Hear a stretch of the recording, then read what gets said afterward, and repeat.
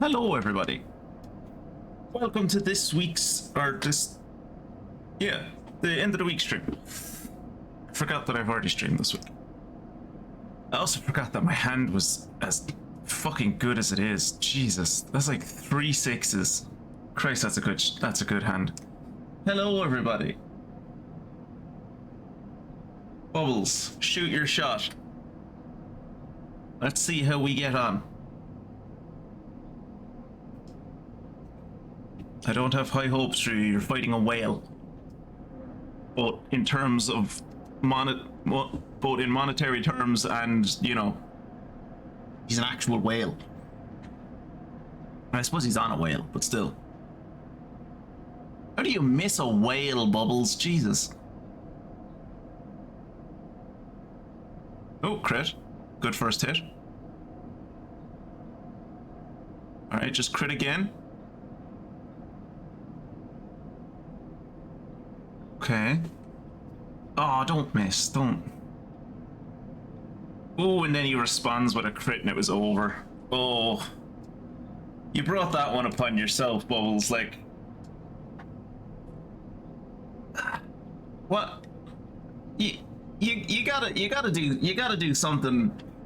You gotta do some training during the week or something. Like, missing a whale. Like an entire giant ass pink whale. Like that's when you know you've left the train and go for too long. But to respond to what Jacob was saying during the start screen, yeah, no, I have he was hiding behind the whale. That's why you need to go for the whale. Is like eventually if you keep on cutting through the whale, you know, the whale won't be there to protect him next time. It's like poison the whale's meal in between bouts. It's the true fighter way. But yeah, due to a series of circumstances, mostly just me and the amount of ad blockers I have, Twitch for me has not worked on Firefox in months, ages. It just doesn't work. It comes up with an error code of 2000. No matter what I do, it doesn't seem to fix it. So for me now, I would prefer to hold on to my ad blocker on my Firefox than to like give Twitch an exemption. So I use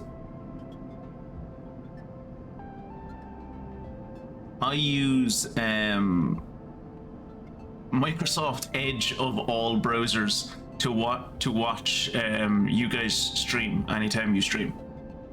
So for me, anytime I open Microsoft Edge, because it's literally the only thing I do on Microsoft Edge, because of course, why else would I do anything else on Microsoft Edge? So anytime I open that app, it comes up Kirat's stream. It starts auto playing. It remembers what last tab was open and it starts auto playing Kirat's stream. And anytime I type in like Twitch in the URL bar, every time I think it's going to bring me to the Twitch front page, it brings me to Kirat. And then the second option is Jacob, the third option is Mystic. The fourth option is the general homepage, and then the option after that I think is Mia. Show us how it's done, Kirat. Go on, Kirat. Back up your words. Take on the whale. Bring him down. Oh, coward, Kirat. Too late. It's too late now. Oh, it's all well and good accepting when the fucking 50 seconds have passed. Oh, it's all well and good and accepting then. Oh, you can seem like a big man when the timer isn't there anymore, can't you? Coward.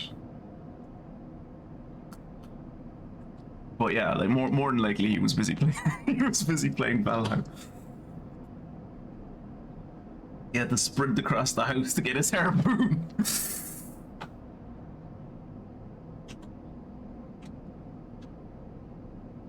So yeah, like in terms of that, Kira, like do you have the ancestral harpoon that, like, you know, you don't get it until your parents pass on? Or is it just like when you get your own accommodation for the first time, the government gives you your own harpoon? And that is yours then. Right, I should probably start playing the game. Just bantering, just been doing nothing but bants for 10 minutes. I have to hack a Haven Age agent. Okay. Oh shit, you can turn left and right? What the fuck? This is changing my life. What? I didn't know you could do this. Well, there you go.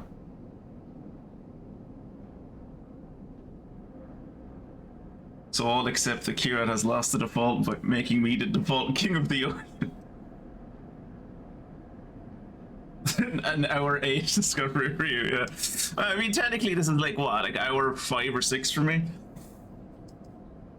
Well, I'm sailing a ship, you know, in a world outside a cozy space station where there are sea serpents. There's nothing cozy about this space station. I live in a fucking shipping container, Kira. I live in a shipping container. You get fresh air. The last time I saw fresh air, it nearly killed me because it was space. That's fair. That's fair, Jacob. Right. Hello, Mia. Right. We are looking for a Haven Age agent so that I can hack I can do a hacky boo on him. Yet again. There's himself. What number is he? 2. I don't have it. Fuck. So I assume. Oh, I need to eat something. I assume that if I was like someone that had interface and I put the 1 on, it would upgrade to a 2, and then I'd be able to match him. Alas, I am not someone that does interface stuff. I should probably get that the next time I level up, though. 2. Yeah. Okay, so we're not doing Haven Age today, it would seem. First I need to eat something. Do I have the money to eat something? Emphis wants to make his old recipe. He'll need 3 handfuls of griole caps, fresh and firm. Where the fuck am I supposed to get griole caps?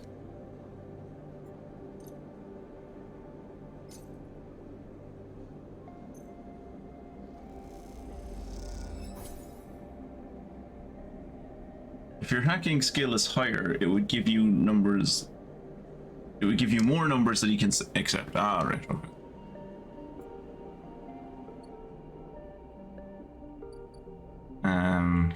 Is there stuff going on in the low end?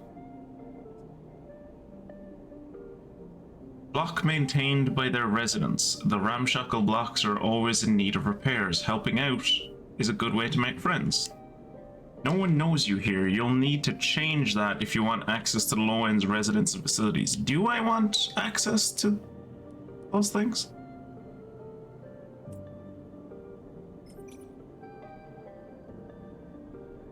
So basically I have 4 6s tonight. That's amazing.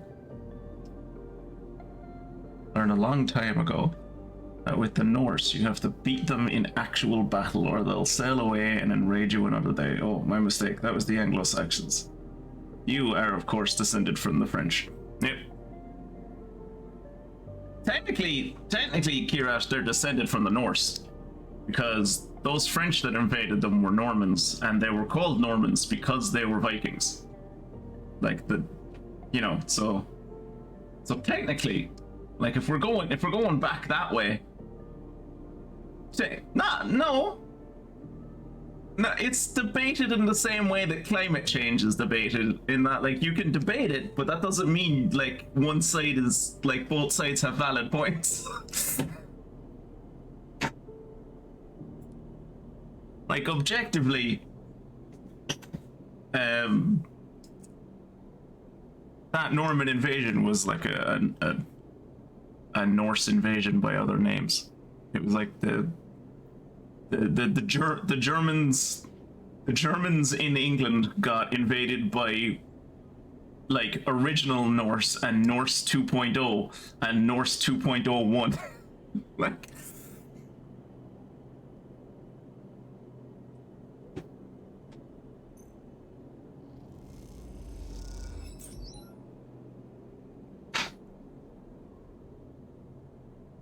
Wait, did I get energy back for that? Someone fed me? You refit the long broken fans of a family's air filters. They insist that you join them for dinner, and the children are delighted by your presence. They fed me! No one's ever fed me before. I mean, except Emphas, but he takes money for it for the most part. Okay, I need Yatagan data. Okay, I can get Yatagan data, probably. Hey, Yatagan data.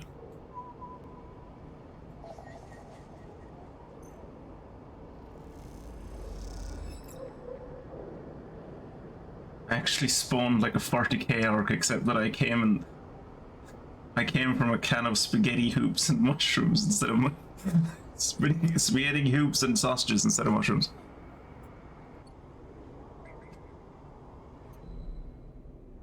Right. So, data.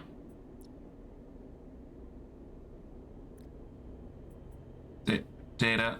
Go on, get in there. This is the hardest part of the game. Fucking... Jesus.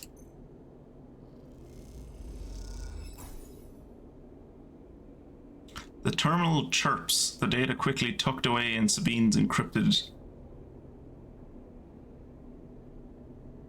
system.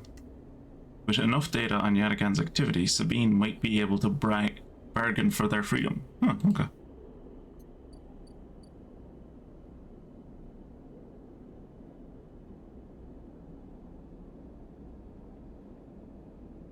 Wrench. I mean, technically they're Grutch, right? Because it's been ages since they've had like French on the throne, but like they've very recently, like currently, they have Germans and Dutch people on the throne. So like technically they're Grutch instead of Grinch.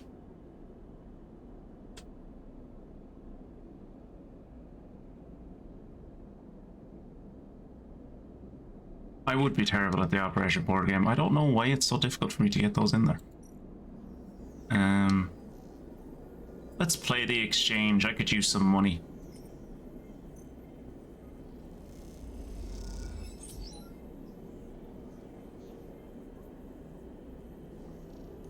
How much do I get for...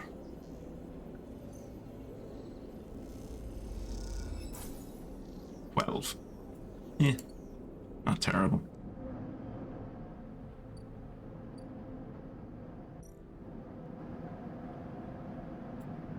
Oh, they also want Yatagan.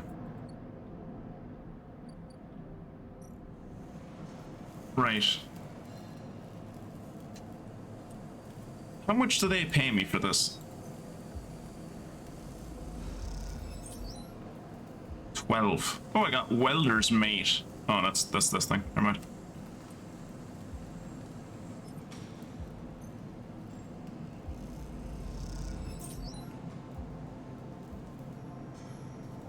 Yes.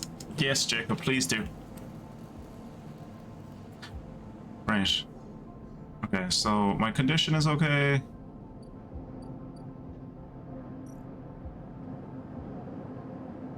I'm still like 3 cycles away from this dude capturing me, which is... or from arriving at least.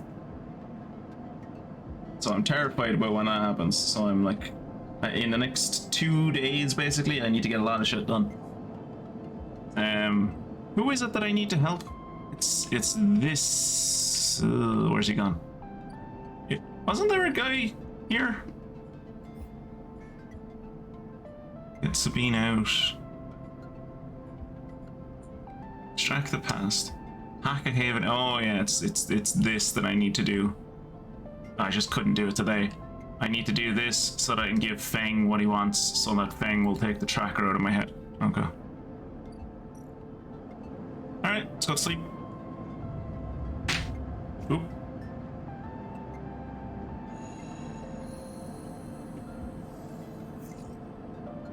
Okay, that's a lot worse than what it was yesterday.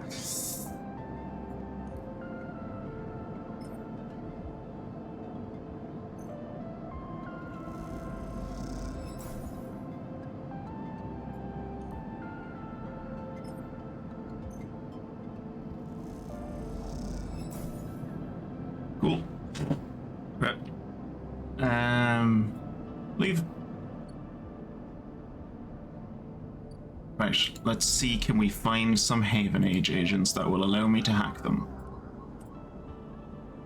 I'd like to hack you, please. A Haven Age member is broadcasting on the open network from here, leaving them open to data extraction.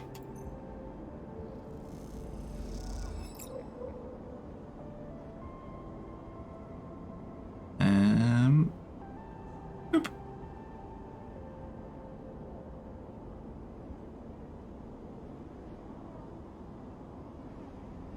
Man, Twitch chat doesn't like lane breaks. No, it doesn't. Just squishes it all in, yeah.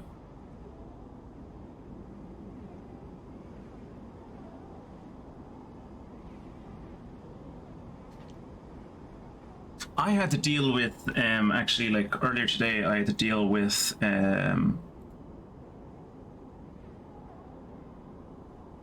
like, someone sending over a contract, and my god, the formatting on it was just atrocious.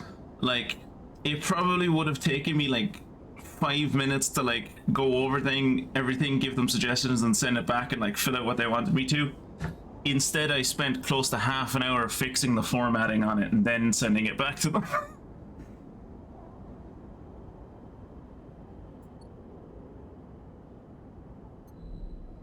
Alright, so... where is Feng? Where is Feng? I have the thing, don't I? Haven Age... oh, I need the Haven Age cipher to get in here. In here.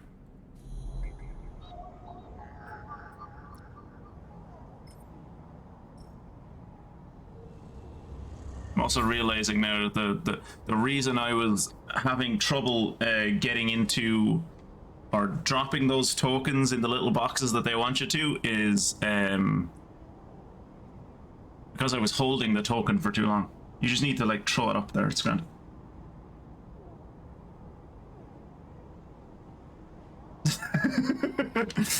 I mean, whether it was 5 minutes or fucking a half an hour, they were paying for the hour anyway, so, you know, it's the same to them. But yeah, the formatting was genuinely atrocious. Like university student bad. Like, I was, like, this is like a company that, like, I'm not gonna name for obvious reasons, but, like, if I named them, you would know the company I'm talking about, and you'd be like, wait, but tech is their thing, and it's like, I know. It's like, why is this Word document so poorly formatted? It's like, I don't know.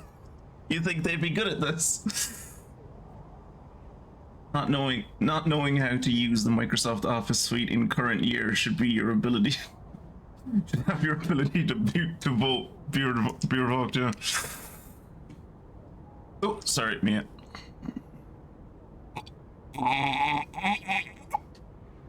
Yeah, short one tonight. It's again. They're doing the sanitation workers are on strike in my city. So ooh, I have one of those. An open port sits waiting for you to slot in a ripper worm.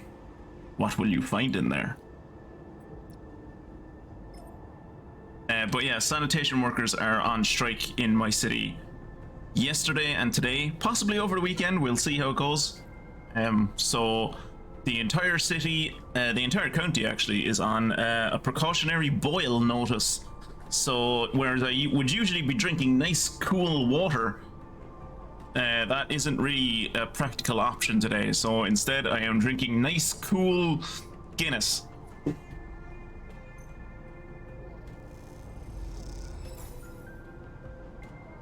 The worm slots in and begins tunneling down a thread. Godspeed, little one. Your hopes, all of our hopes rest with you.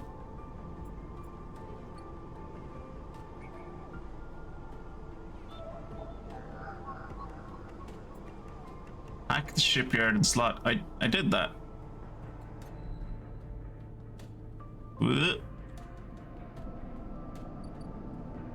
No. Feng's Ripper Worm is installed, but it will take a few cycles to run through the closed network. No! But the hunter is here in like 2 days! No! My parents are gonna get back before I can fucking clean up the house! No! No! I'm assuming this isn't going to be death, but it's definitely not gonna be fun. Oh. Alright, are there any Yatagan people I can... What's this? A Yatagan agent.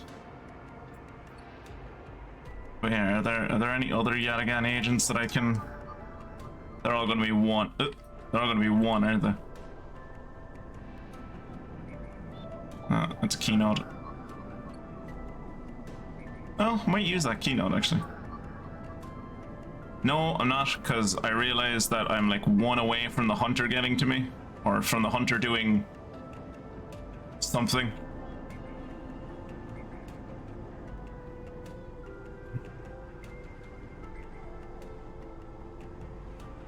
I'm sure the people tracking you will be friendly and reasonable about everything. Yeah, I'm sure they'll definitely like see me as a valid human with like fears and desires.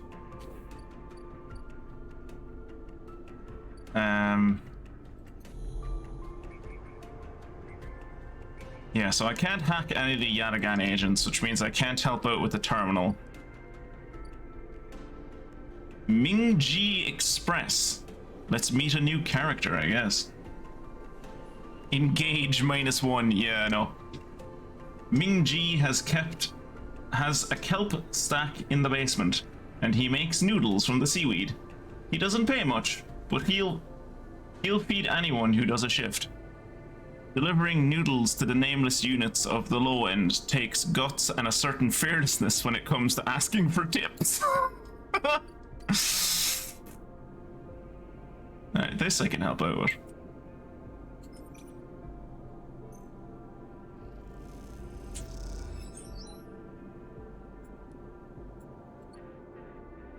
And I think I can get some money from helping out on the unit assembly.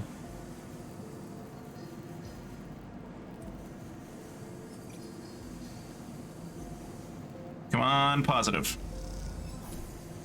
Nice.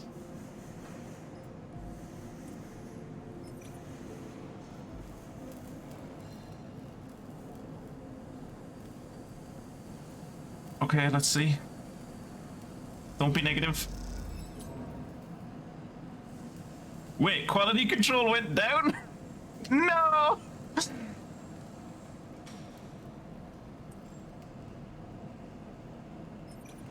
Again. Come on, just get me one welder's mate. Come on. Yeah!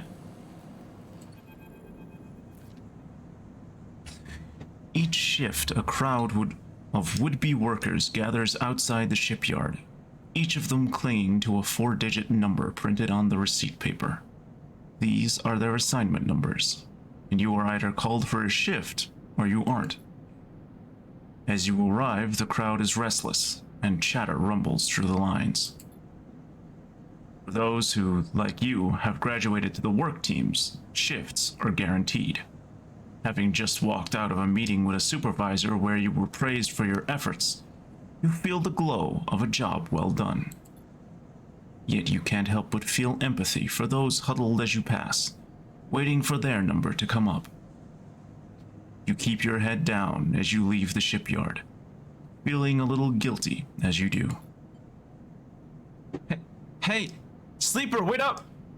Lem's voice trembles as he shouts above the rumble of the crowd. And you turn to see him pushing True, Mina crying in his arms. Keep walking, Jesus, keep walking. Can you imagine that's an option? Oh, I was gonna ask, in solidarity with the SAG actors strike, I hope you're not going to do any voice acting this stream.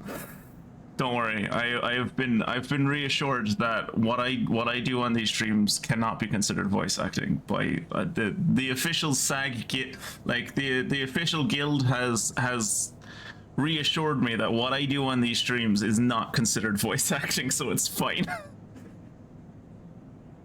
I'm sure the people tracking you will be friendly and reasonable. The game doesn't care about your fees. No, like fee-fees. Oh, fee-fees is a good one. I'm gonna start inflating the Scabby. I'm gonna start inflating a giant Scabby the rat. Lem! Good to see you, friend. He's breathing hard after shouldering through the waiting workers. You made the work team. Good for you. He tries to catch his breath, stroking Mina's hair as he does. Shh, baby. Give me a second here. He smiles weakly at you as he comforts her, and her cries start to fade.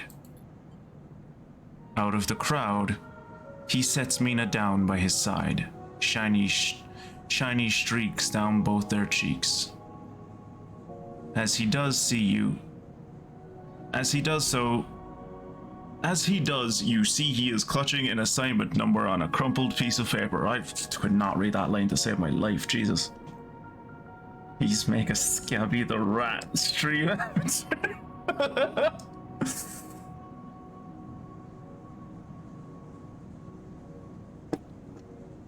Mama Wimbles is off making a check.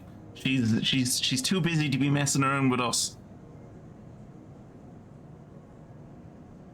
Which I know actually probably breaks her heart. I think she's mentioned to me that she'd love to come and hang out more often, but she literally can't focus on two things at once anymore.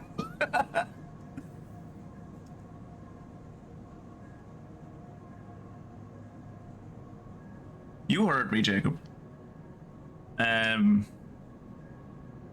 Is Mina okay?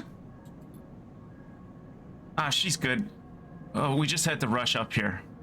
He puts his hand on her shoulder and clings as she clings to his side.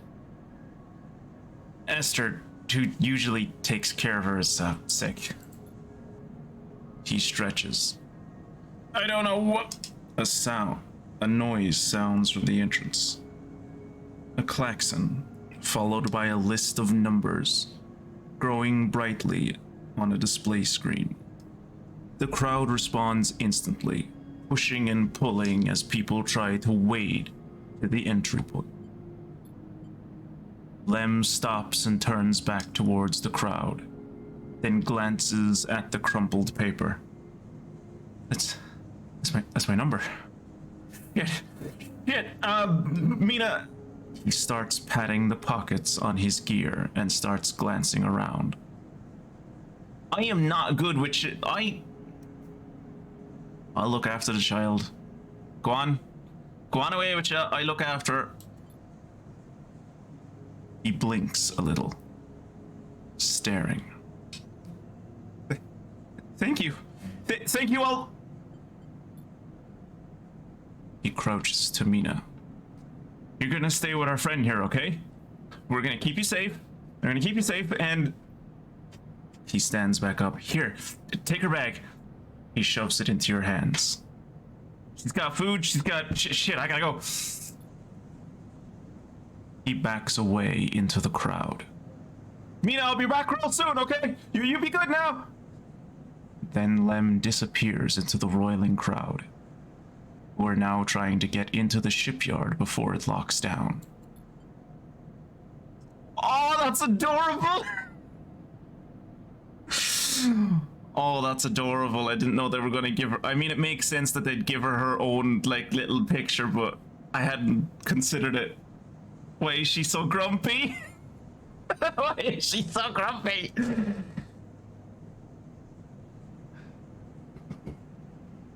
Mina stands, staring, suddenly small without Lem at her side. She fixes you with a dark-eyed look you can't quite read. She holds the stare, unmoving. The two parallel tear tracks still glint on her cheeks. I am not, like, by my very nature as a character, look at the little bunny rabbit, I know. By my character's very nature, I am not good at interacting with people. Like, my engage is -1. My character is terrified of this child. Like, he wants to protect her and he hopes that she likes him, but he is terrified.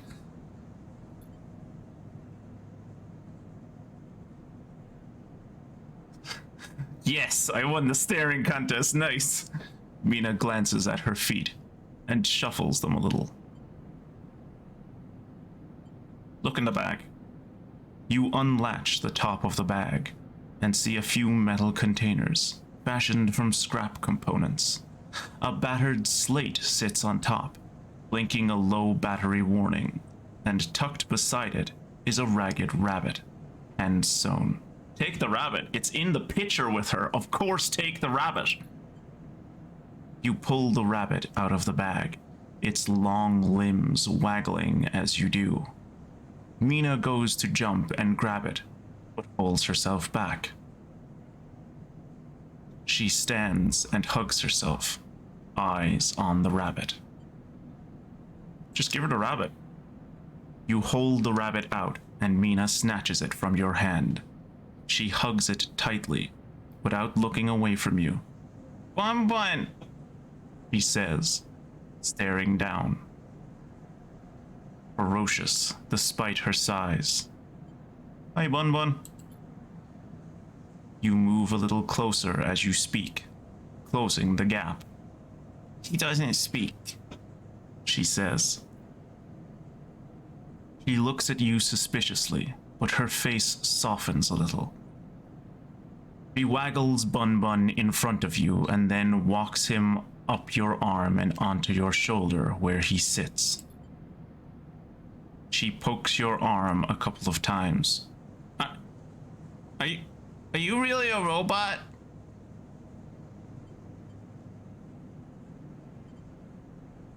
Sort of. Yeah, she thinks. Me too. Mina has more questions. Lots of questions. Questions about how you breed, or if you rust. But before long you were talking about rabbits, and what Esther, the lady who usually takes her, smells like, and whether or not fairies live in the eye's heating pipes.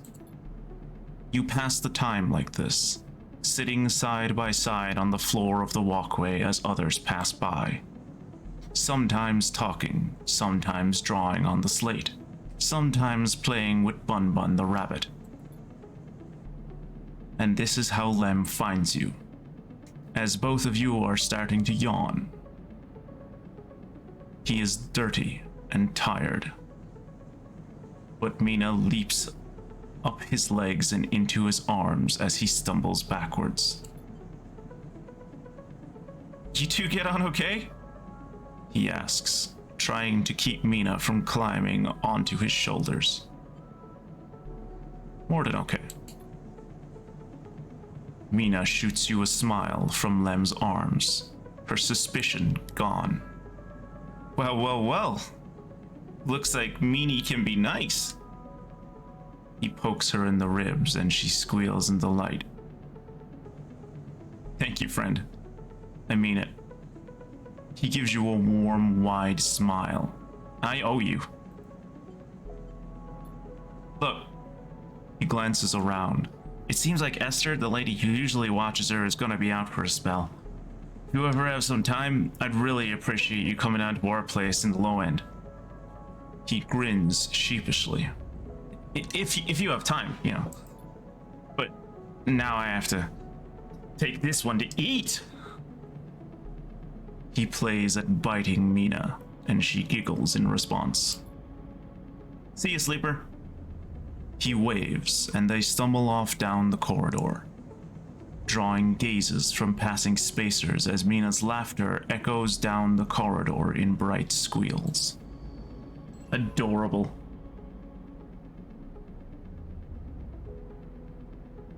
This will be something you can remember fondly after you inevitably screw them over for a place on that ship. Exactly, yeah. They'll never expect the sudden but inevitable betrayal.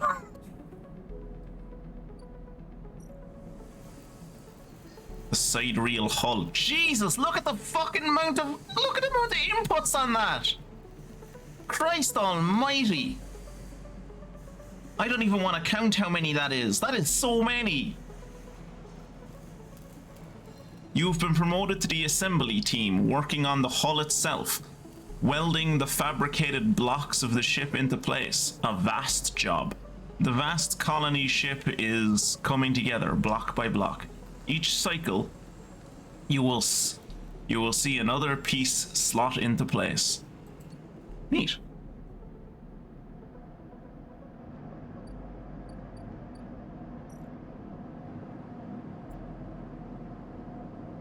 Sleep now.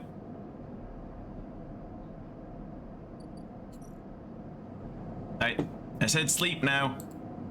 There you go.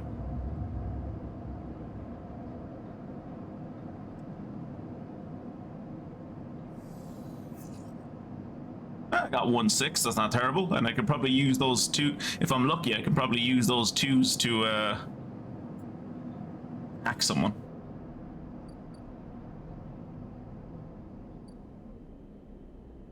I need to hack a Yatagan agent? Yeah, Yatagan agent.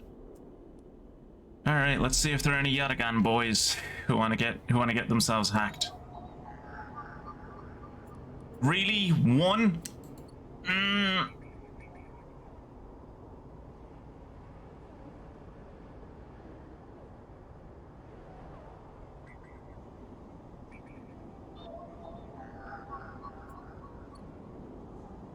So the number for today is 1, it would seem. Of course it is. I can hack one of these guys.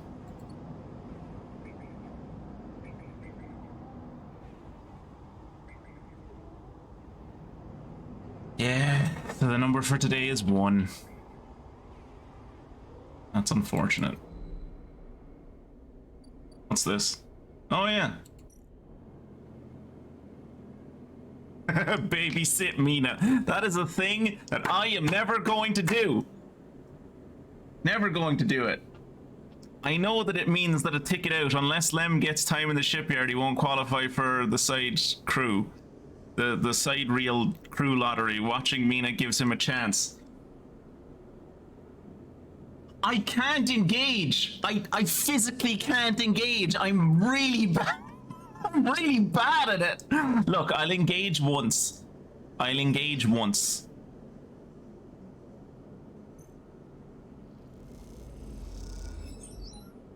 There. I engaged. Are you happy? I helped. Kind of. Just use one of my 6s. I don't have any 6s. I have a -1. The most I can get is a 5.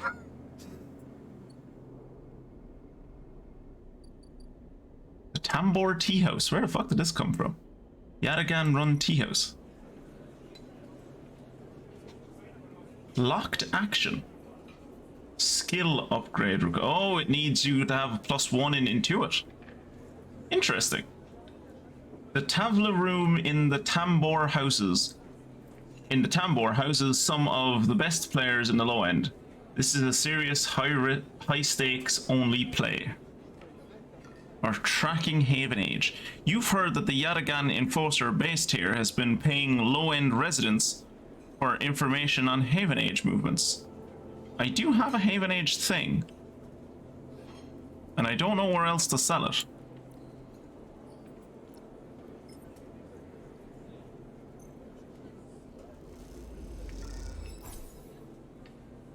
That was not worth it.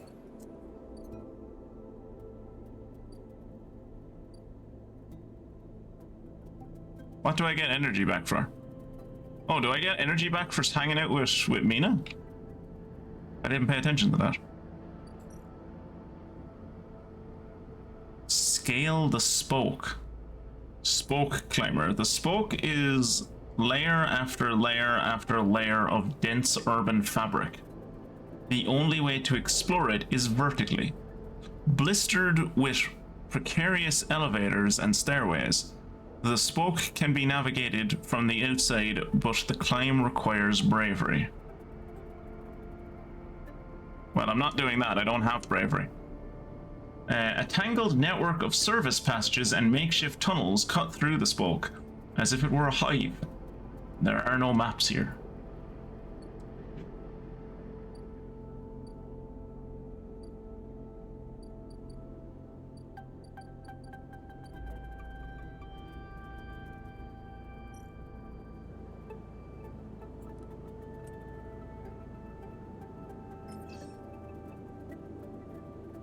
I shouldn't do this.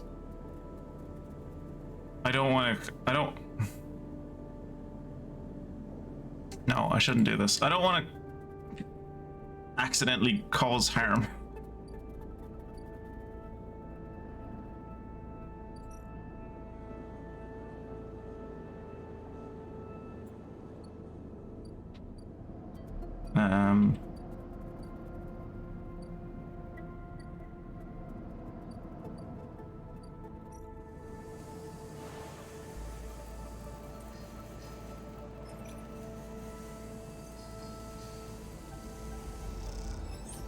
Nice.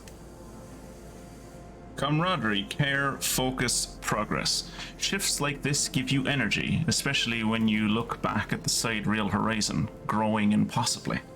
Neat. What if the council estate stretched into the sky, but just didn't stop? Tower blocks to the moon.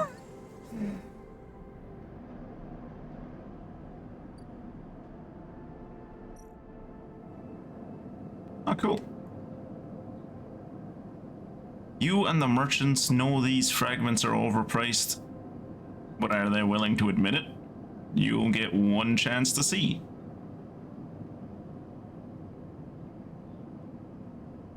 Oh yeah, these guys like sell... These are the guys that sell scraps. These are the guys that I'm interested in. Oh no, was it the other guys? Was it these guys who like...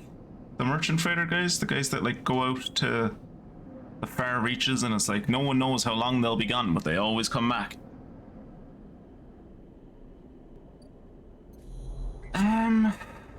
So I can't do the Yadigan agents because they're 1.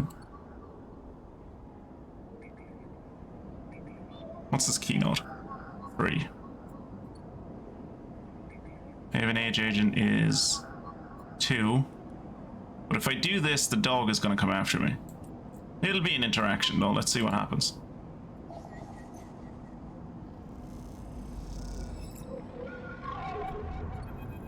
There's himself. A glimmer in the dark catches your eye as the orb of Hunter's head appears in the distance. It is looking for you. I didn't run from it the last time and I regretted it. I guess I'll regret it again this time. You slip down into the ghostly structures of the eye, a feeling like passing through a cloud as their data structures deform and then reform around you. Another glimmer catches your eye, closer now.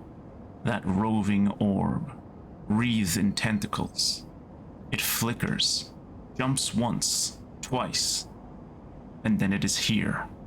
Hunter is here. What did that do to me? What did that do to me? Did that take some of my condition? If it did, it was like a negligible amount of my condition.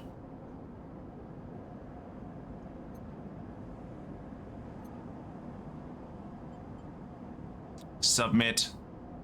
Submit to inquiry.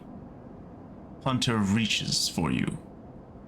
In that unpleasantly familiar way, its waving threads create a cage. Struggle. You push against the threads as they close in, becoming frenzied as you push them aside.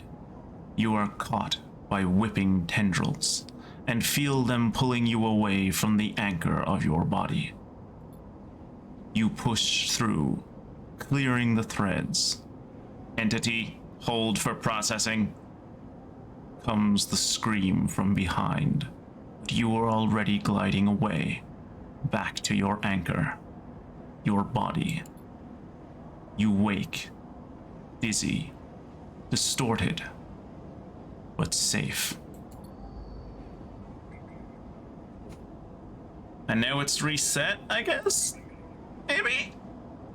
Oh yeah, that definitely put my... That definitely fucked up my, that definitely fucked up my condition.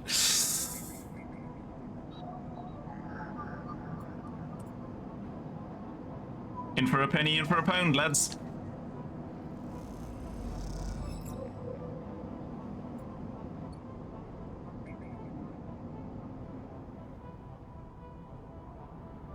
hacking all the hacking all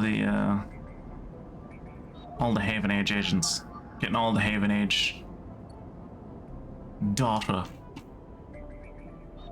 And the Yatagans are 1, so I can't do anything to them.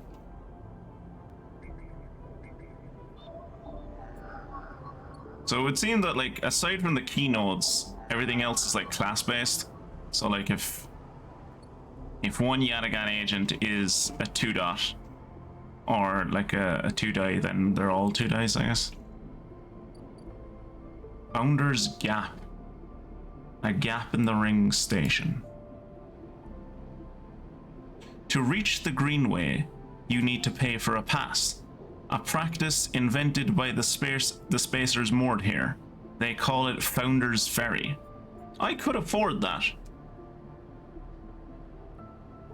But I'm going to try and use the money that I currently have to bribe the booty hunter that shows up for me tomorrow morning.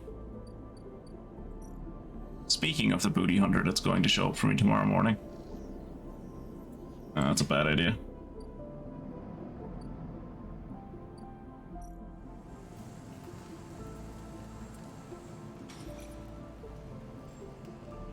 This could go poorly, but let's see. Nice. All right, let's go home.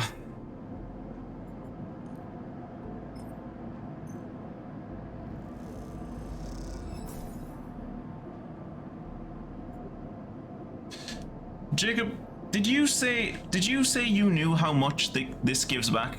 The stabilizer? Does it give back like 3 or 4 or whatever?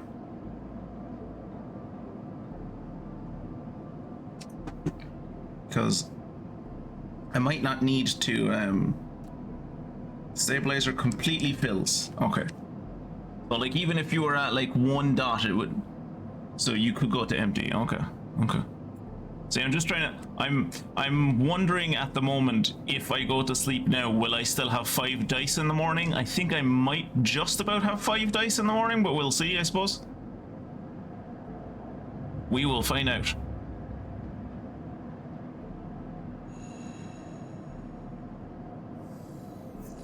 No, 4. Okay, that's unfortunate. Leave. Hold it there, sleeper. Comes a voice from behind you. Don't you run. Stay still. Good, good. A hand pats your coat down. You know your master's voice. Ethan spins you around. He is wearing a wide smirk and a slick jacket. You immediately know he is terrible news.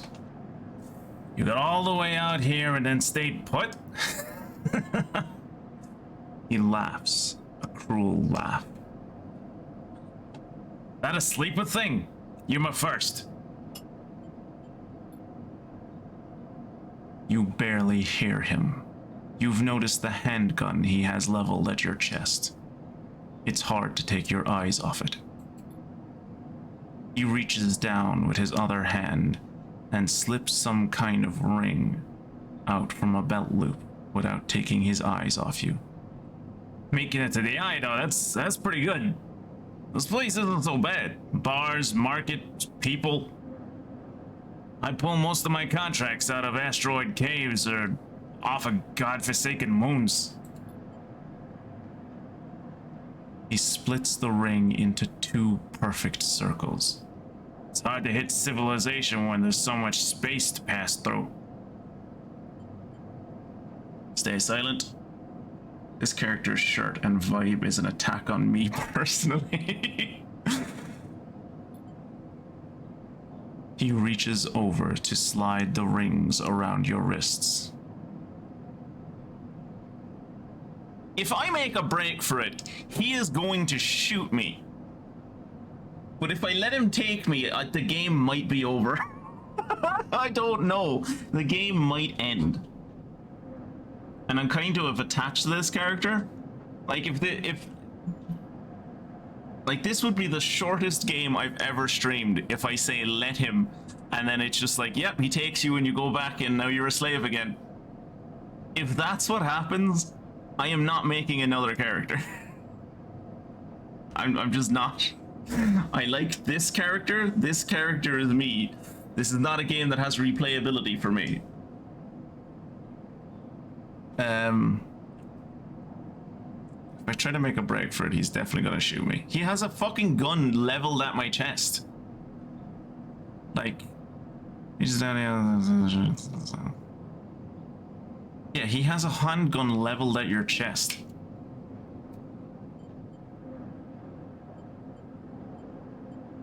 I think my character is passive to a degree. I think I'm going to make a break for it. It's like, what's the worst he's gonna do? Kill me? Okay, better than being a slave again. You see a chance the moment his eyes leave you to watch the rings. You spin, knocking him away and sprinting down the corridor. Then the shot rings out, echoing off the metal so loud it hurts your ears.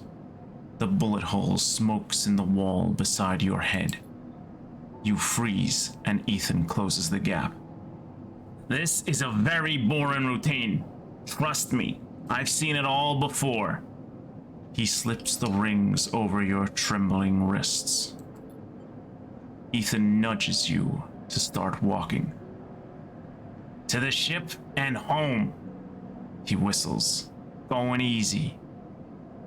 You stumble down the corridor, your hands behind you, your mind racing.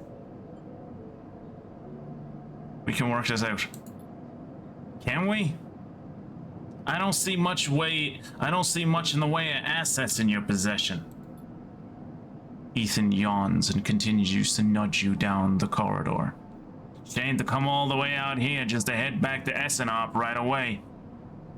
That tracker of yours makes this too quick. Was hoping you'd put up a bit more of a chase, you know, a running battle through the Bright Market maybe, or a hold up in the low end. There's a few establishments I would have enjoyed checking out while I was around. You walk in silence for a little longer, desperately trying to think of a way to escape. That Essenop tracker will be the death of you. I'm aware it will be the death of me, game. That's why I'm trying to remove it from my fucking head. Hey, I have an idea. Ethan interrupts your thoughts. How about on the way back to the ship we stop for a drink? I'm buying. He laughs at his own joke. I have a better idea. Kick him in the balls and run! Stay silent. Although, Ethan muses, I've got myself thinking. What's the rush here? Here we are in one of the most lawless joints in the surrogate systems, and we're heading to the exit? He pauses, and you trudge on in silence. Okay, here's the idea, starts Ethan. You and me, we make a little agreement. Here are the terms. He turns you to face him. You run, or leave, or attempt to abandon the eye, I shoot you. You plot or scheme, you try to kill me, I shoot you. What? He smiles. I feel like I'm in, what was that Guy Ritchie movie? Lock, Stock, and Two Smoking Barrels? Where like there's the one guy interrogating the other guy and it's like, look, if you don't tell me the truth, I'll kill you. If you at any point say something that I think you're lying to me, I'll kill you. If you're not quick enough about answering these questions, I'll kill you. To be honest, you're gonna have to do a hell of a fucking lot for me to stay alive. That's a good movie. Both of them are good movies. You come meet me in an establishment of my choice. Every few cycles and you pay my tab. I don't shoot you. He pauses. You don't pay my tab? He rattles his handgun. You get the idea. I get it. Okay then. That sounds to me like a deal. He stretches. You know, I really thought I was gonna have to kill you, but this is so much better. He clicks something on his belt, and the rings release from your wrists. I'm gonna see if I can find my old stool at the Compressors Club. Come see me there. He aims the handgun at you, squinting down the sight. Let me just remind you, that body of yours is one big tracker, so don't even think about leaving the eye. I'll know. Ethan turns and strides off down the corridor, slipping his handgun away. The mix of relief and terror you feel is overwhelming. What are you going to do? What am I going to do? I think I'm going to try and get the fuck off of this station. So before, what I was trying to do was turn off my tracker and then get off the station. Whereas now I'm realizing the soon as I turn off my tracker, he's going to be like, this dude turned off his tracker. I better go find him and then kill him. So I am going to get to within one hair's breadth of being able to get off the station, and then I'm going to turn off my tracker and then immediately leave. is the plan. I think that's Snatch you're thinking of. Vinnie Jones with the Desert Eagle. Those, to be fair, those movies kind of blend together for me. But yeah, both of those movies kind of blend together for me. In the same way, like to a lesser degree, so does like Guy Ritchie's later movie with Gerard Butler, Rock and Rolla, I think it was called. Yeah, all of those movies kind of blend together for me to a degree. I think it was Snatch was the one where Brad Pitt was playing a knacker. And he had like a really thick, like uninterpretable Irish accent. He left a stool there and they didn't clean it up. Yeah, Gypsy Boxer, yeah.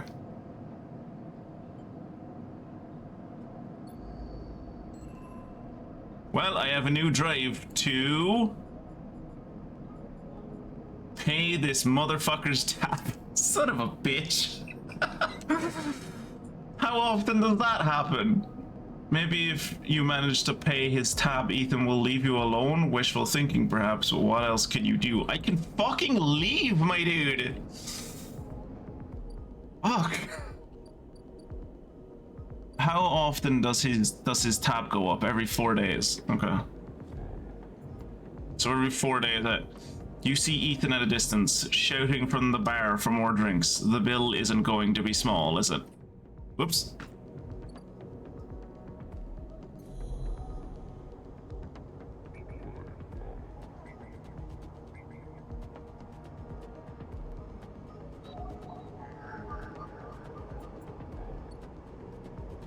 It's not the Yatagan agents I want, it's the... Oh no, it is the Yatagan agents I want, yeah. I was mixing up Yatagan and Haven Age.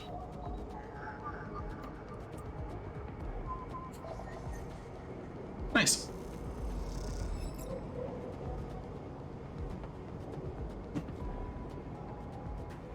Some gang enforcers' implants are chirping comm signals. Cool. Alright, let's get the other one.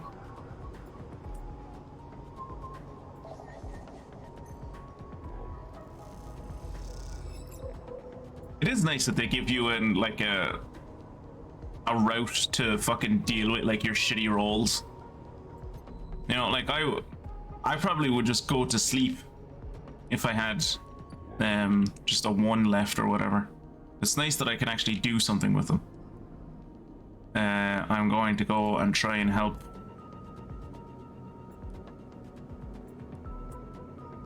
like a 25, 25, 20, 25, 50, 25.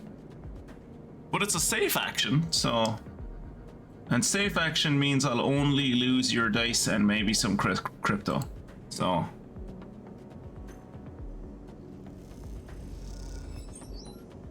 Nice. I'm helping. I'm doing my part.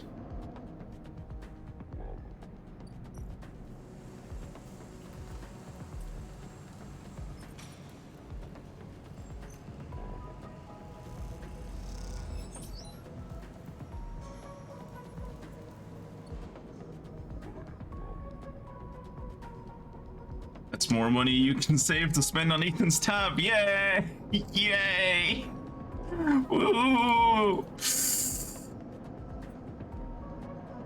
Alright, let's hang out at Sabine's place.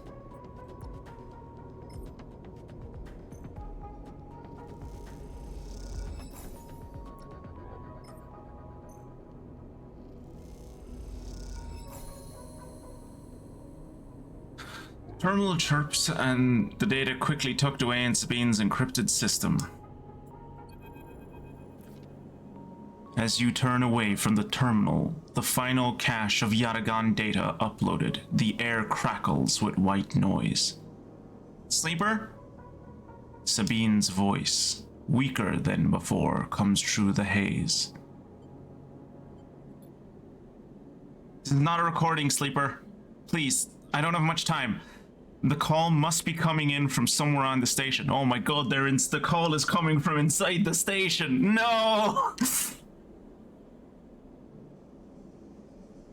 This has to be short.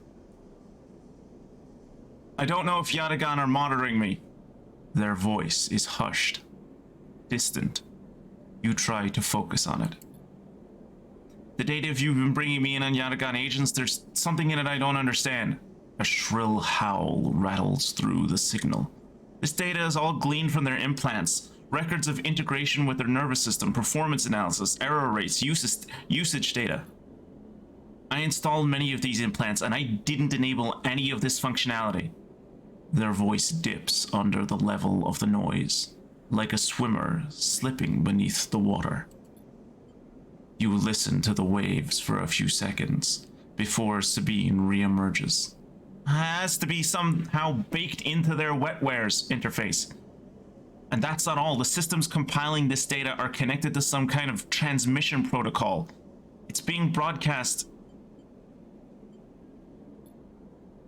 Every Yatagan enforcer is equipped with black market implants, retinal enhancements, adrenal boosters, pain suppressors. These implants are gathering data on themselves, on the enforcers' bodies, on their performance. But I can promise you that these foot soldiers have no idea what's going on.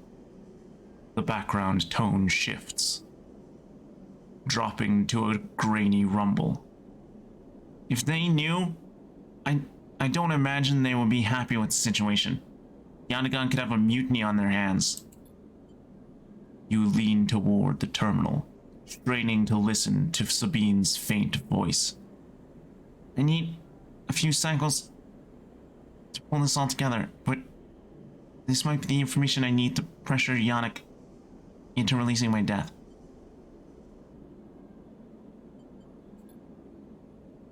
Suddenly, a banging echoes through the call.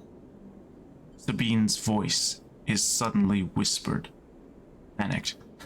I gotta go. Come back in 4 cycles. Then the sharp crack of a disconnect, and silence fills the apartment. You step back from the terminal. What does Yatagan have to gain from monitoring its own members? You try to recall what you know about the gang, but you have little to go on. You think of Toshiro, Sabine's minder, his mirrored teardrop implants set below hard eyes. What data could they be gathering? And more importantly, where are they sending it? They're in the walls! You reflexively rub your forehead, trying to think. Can you really trust Sabine? How did they come to be Yatagan's doctor in the first place? You think of their kindness, their care, but also that glazed look of recognition that they gave you when they first met you. The look stays in your mind as you slip back out of the apartment, glancing around as you close it up and drift into the corridors of the station, unable to shake the unpleasant sensation of being observed. Interessant. So they need 4 days. Okay.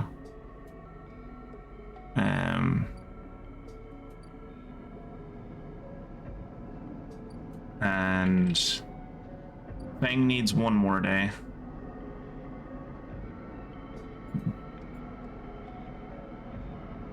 Jacob, if you recall, and fair play if you like, no worries if you don't, I wouldn't be surprised.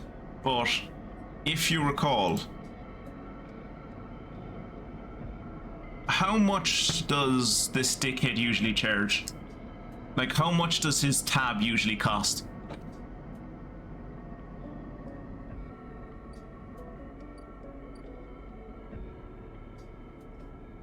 I don't want you to look it up for me, but just like if you remember, that would be useful. If you don't, no bother. Like it's been a while since you played this game. But like I have 230 at the moment. I'm wondering, should I buy some scrap to repair myself with? Yeah, that's fair. That's fair. How much does it cost to buy scrap? I cannot buy scrap. I can buy scrap. That's a lie. I lied to everyone. 60. So I'd still have like what? 170? If you're thinking about buying scrap, don't. But I want to heal myself. I don't like being at 4 dice. I like being at 5 dice. I like being at 5 dice.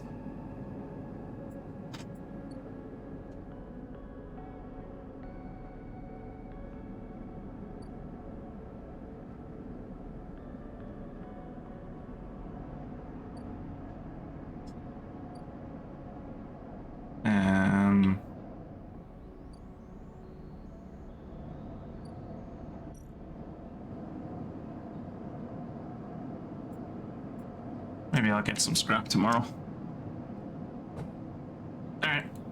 Let's go Biddy boys. Let's see if we have another dream. Another stress dream.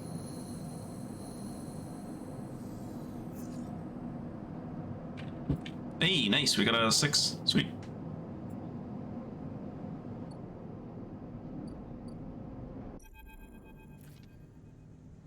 As you arrive, Feng comes striding towards you, taking you by surprise. Let's go, sleeper. He puts a hand on your shoulder and turns you back the way you came. Go where? See Hardenhurst.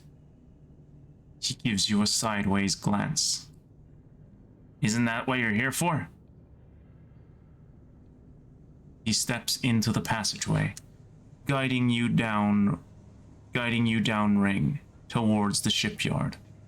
Sorry for the hurry, but we have something of an opportunity. That data you ripped? Well done, by the way. He grins. Tells me Harden is making a rare inspection of the side rail horizon this cycle. It's the perfect chance to confront them outside the compound he hides in. Feng takes a sharp turn into a dimly lit side passage. Confront him? That's right, it's the perfect time.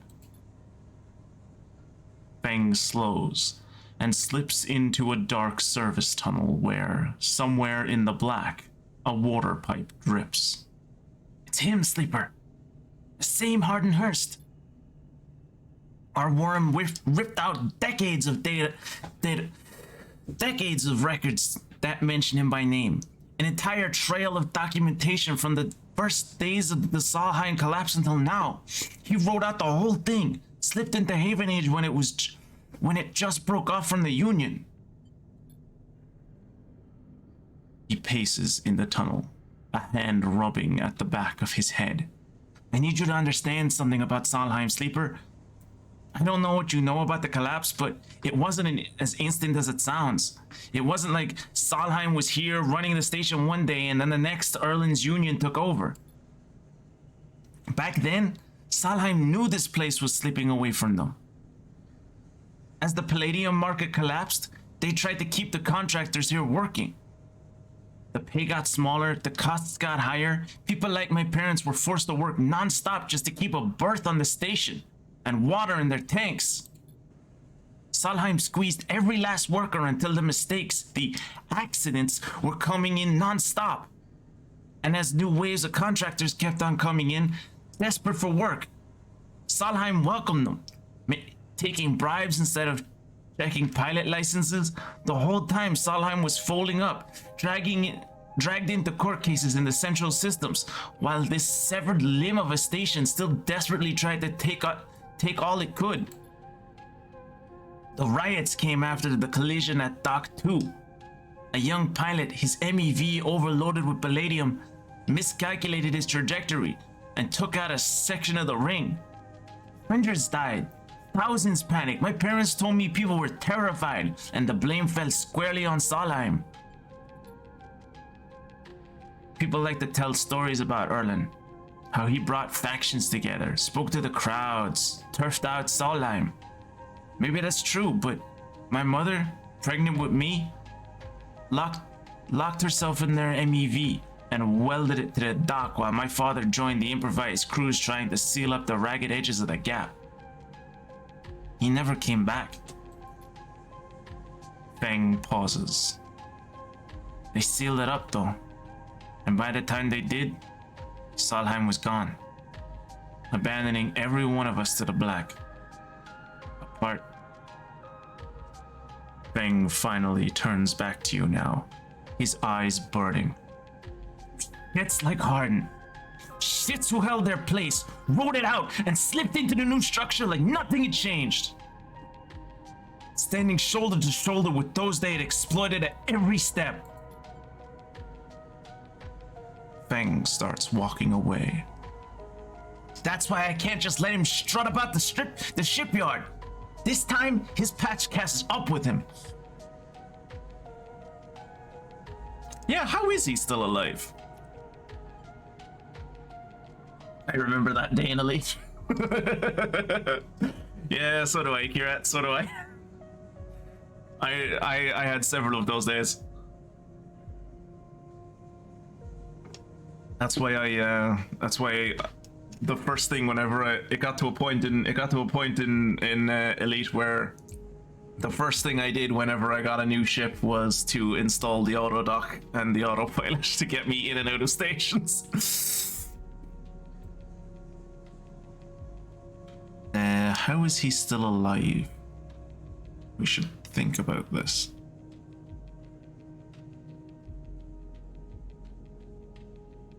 How is he still alive? Clearly you don't know much about executives. That kind of power comes with certain benefits. Feng rejoins the main passageway, which is now wide and glass-roofed. Through the ceiling, you can see ships in mid-construction, their flanks lit by the flashes of plasma torches. The entrance to the shipyard is ahead.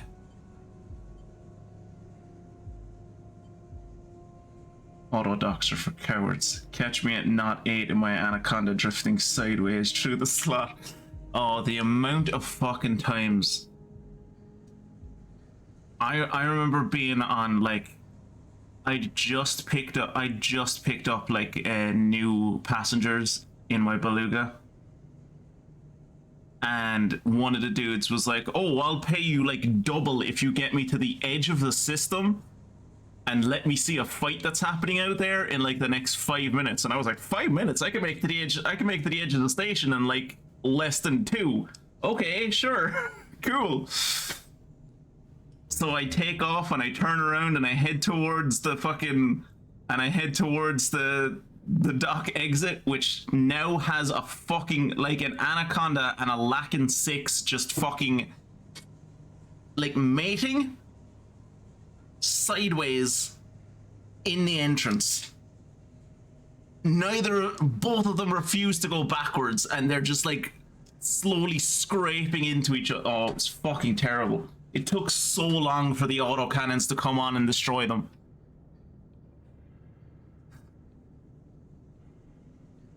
This is crazy. Dude, I just want the tracker out of my head, man. I'm not trying to murder any people. I'm not trying to murder people. Feng turns to look at you. Don't come then. I won't force you. You stand across from each other in the corridor. What is it then, Sleeper? You coming or not? Ah! If I don't come, you might die. And then I have no one to remove my tracker. I want to remove my tracker. Why do you have to be such a dick? Why couldn't you just remove my tracker before we did this? I'm coming, I guess. Feng grins. Let's show this shithead some consequences. He strides to the shipyard entrance and pushes through the doors. A web of corridors lead through the complex, snatches of the construction bays always appearing through windows. Ships are suspended like whale corpses, skeletal, imposing. Feng seems to know exactly where he's going, and before long you cross into a huge dry dock locked to one side of the sidereal horizon. A network of platforms and scaffolding cling to the ship's hull, filled with workers and equipment.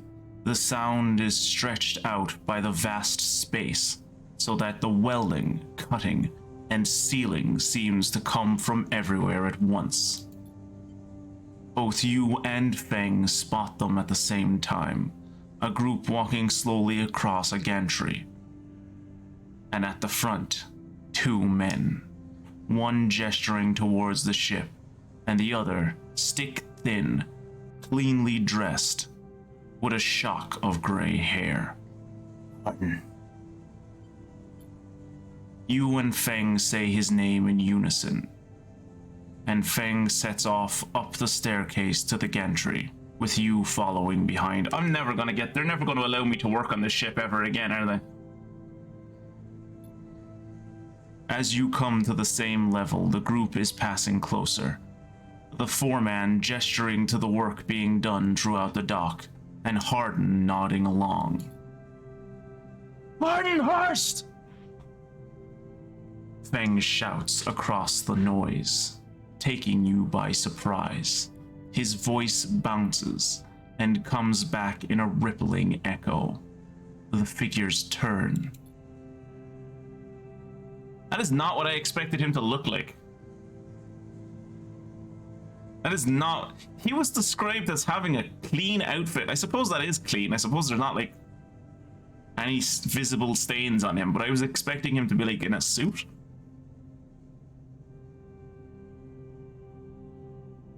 Yes? Hardin asks quizzically, raising an eyebrow. He glances between you and Feng, and you see his gaze linger on your body, unsure of why a sleeper might be in this place. You are a traitor, Hardin! A Solheim executive who tried to hide here amongst victims! Feng's voice is steady, strong. You stand for everything the Eye was rebuilt in the shadow of, against everything Erland stood for, everything Haven Age stands for. You have no place in this station. For a moment, stillness descends on the group, as if everyone was held in place by the rattle of the construction. Hardin laughs. Well, Good to meet you too. He glances around at those around him. Some are smiling, the others nervous. You are from the systems branch, are you not? Asks Hardin, inspecting Feng's clothing. Feng turns to the foreman. You need to call your security. This man is a corporate agent. The foreman glances between Feng and Hardin, his hands drumming at his sides. Hardin leans towards him and says something inaudible. The foreman nods. Yeah, no, I'm here to I need work on this ship. If I speak up, they're gonna fucking not let me work, and then the whole point, I fail the whole point of the game. Nah, he's gonna LARP as a working man. Yeah, stay silent. Feng holds up a stick of memory. You guessed right. I am systems. And I have records that link you directly to Solheim right here. He turns to the foreman again. So once again, I am asking you to take this man into custody of the shipyard. The foreman remains still. Hardin's voice is calm, measured. If you have such data, why hasn't it been submitted at a members meeting for proper review? He shakes his head. I have nothing to hide, unlike a man who does not announce his name, who enters my shipyard with corporate property in tow and tries to turn my own men against me? You hear it now, the echoing sound of boots on walkways, coming from all angles at once, and then settling behind you. Please, says Hardin. Submit the data through the correct channels, and then we can talk. For now, however, you must leave. He gestures behind you to the security detail, their hands on boxy black sidearms at their sides. Feng spits. Hardin, you shithead! You can't wriggle out of this one! A security officer draws their weapon and levels it. Feng turns and stares him down. Go for the weapon! Jesus Christ. Go for the weapon. No, calm down this boy.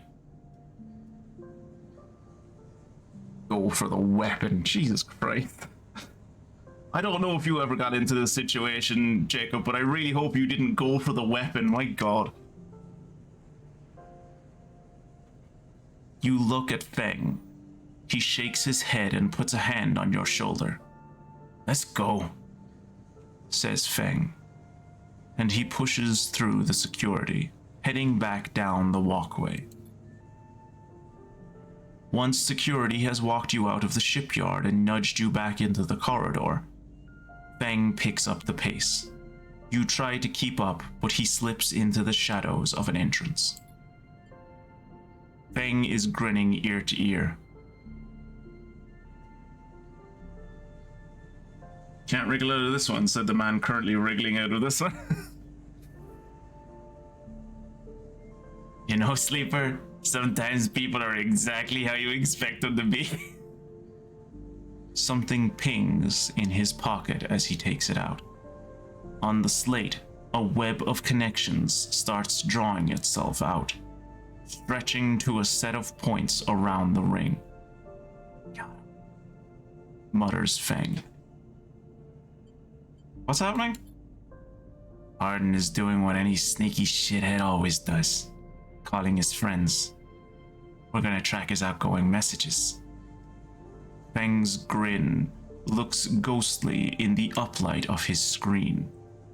The old ways are best. Spook them good enough, and they'll give the game away. He jabs at the slate, and you see the web is being drawn over a map of the ring, lines bouncing from point to point. All these dots, these are Harden's buddies. The ones he's messaging right now. And we're gonna find them all. You tricked me. Not exactly. You did good. Feng glances around and slips the slate back into his pocket. We better split for now, Sleeper. But this is gonna be exactly what we need. Good hunting. With a pat on your shoulder, Feng drifts away, back into the flow of people around the shipyard entrance. You watch him go, unsure whether to be angry or impressed. I mean, I'm angry, because I didn't get the fucking tracker removed from my goddamn head.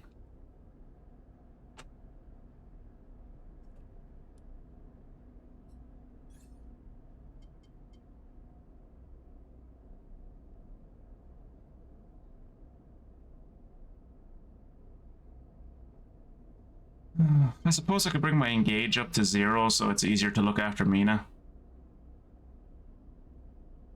I kind of wanted to go for the intuit thing, so that I'm better at hacking people.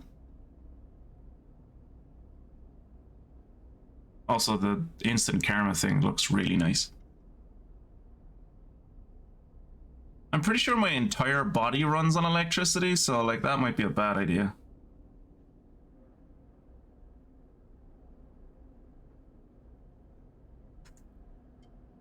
I still haven't found out what those keys that I have are for.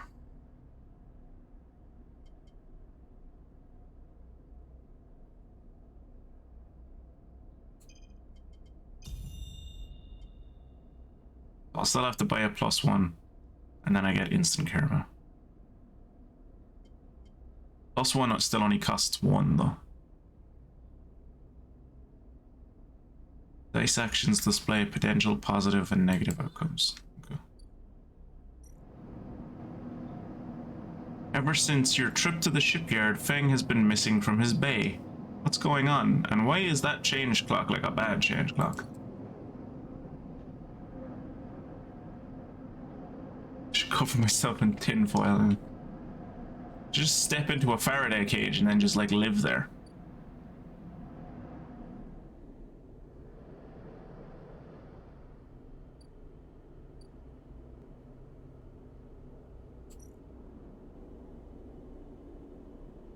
Waiting for Sabine. Oh, yeah. Waiting for Sabine to be ready makes you anxious. If Yadagan finds out what they're up to.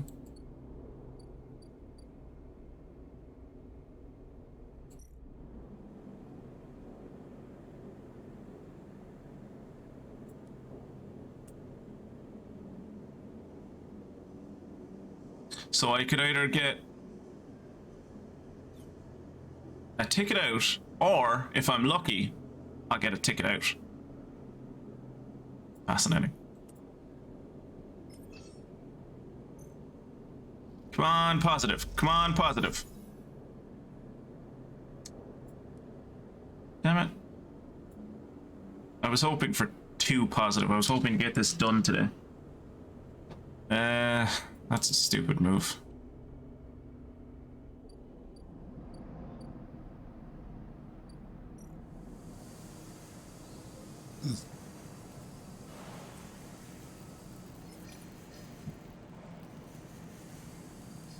I either get 15 cryo or 15. Well, that is neat that it can now tell me how much I get for jobs. That is nice.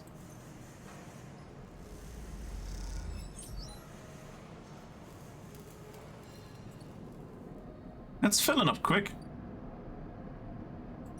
Surprisingly quick.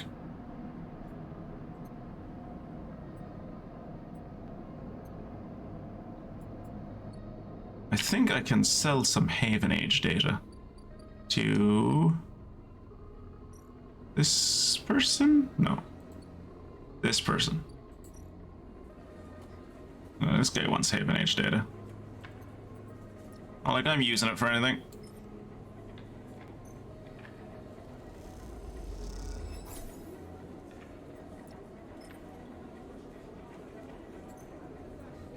still have no idea what these are for. Stream of passcodes able to unlock the station's aging maglocks. I don't think I've ever come across maglocks.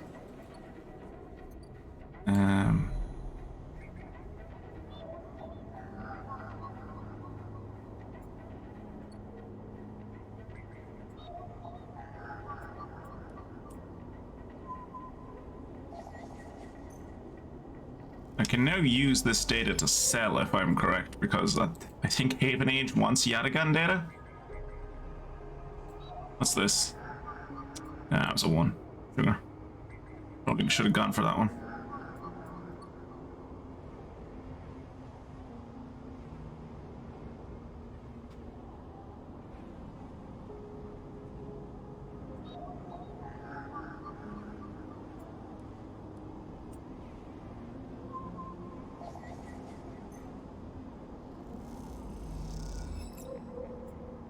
Right.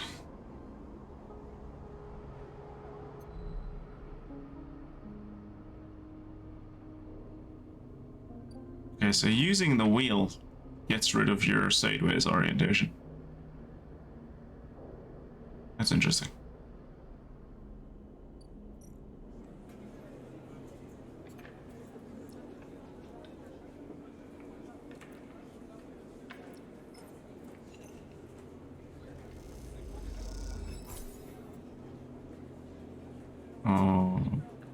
Okay, I'm well fed. So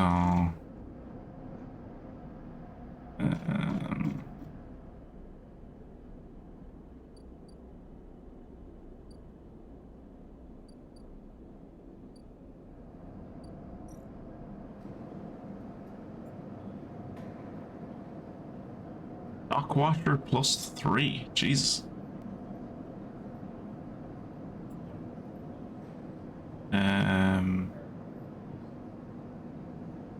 No, that's not where I wanted to be. To be down here. Here.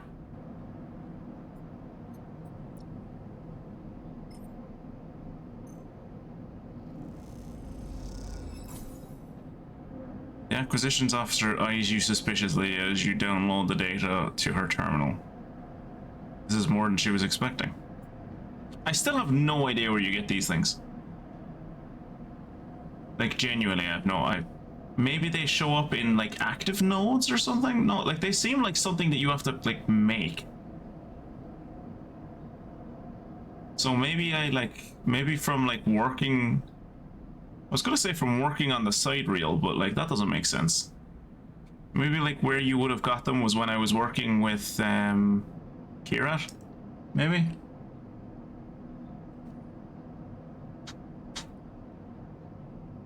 Parents ordered food for dinner and it's been marked as delivered, but it hasn't shown up yet. Oh, I hate when that happens. I like to this day have a distinct memory of being in college, having not eaten for like 2 days or like a day and a half or something, and ordering pizza with the last bit of money that I had for that month. And the pizza didn't show. I ordered it at like 9 o'clock and it didn't show up until 12:30, like half an hour past midnight. And because it was past midnight, my phone used to go into sleep mode at like 11 or half 11 or something, whereas like any notifications I would get would just be silenced until the morning. So I kept on checking my phone, annoyed about how long this pizza was taking, but like it's like I was also too young and too nervous to like complain about it. So when I eventually checked my phone and saw there was a missed call, I called them back immediately and was like, sorry, I think you sent the pizza, you were supposed to bring a pizza up to me. And I was like, yeah, well, you weren't there, so like we're bringing it back to the shop. And I was like, no, please bring it up, please. I'm sorry, I like explained everything that was happening with the phone. I was nearly in tears. and like the dude was complaining on the other side of the phone in a way that sounded as though he was complaining in a way to like, I'm gonna get you to apologize to me. Like I need to feel big here, so I'm gonna like shit on you. And I think he was expecting me to fight back, and I never did. I just gave in completely, and I was like, look, please, I'll do anything. I haven't eaten in so long. Please give me the pizza. I think when he met me at the door, I was nearly in tears, and I think he felt bad.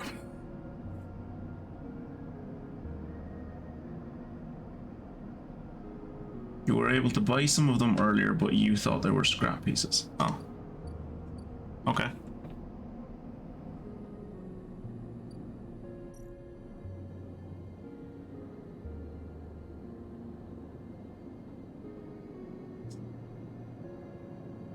Speaking of scrap, 20 is not bad.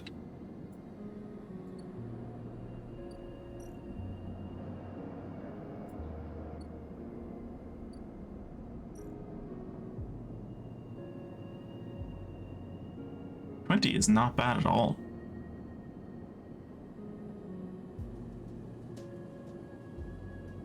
This is not worth it for like 15 cryo.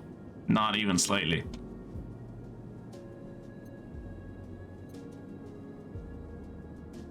So it's either I invest like what, like 60, say 60 or 80 cryo in this to like get my health back up, or I use the pill and then I have to spend 100 cryo to get another pill.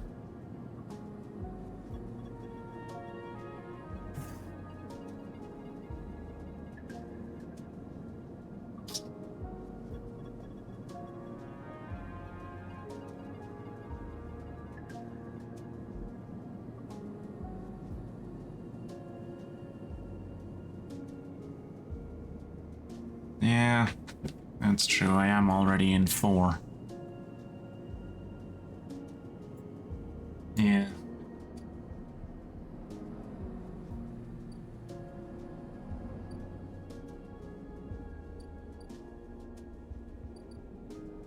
Alright. Nope, Rotunda, that's not what I'm looking for. This fucking dickbag's gonna be gone for the next 4 fucking days. And in like 3 days, this dude is gonna want me to pay his stupid tab.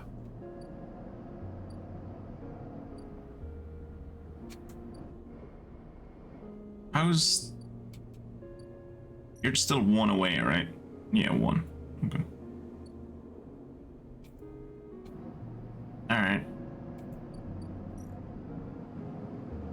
End the cycle.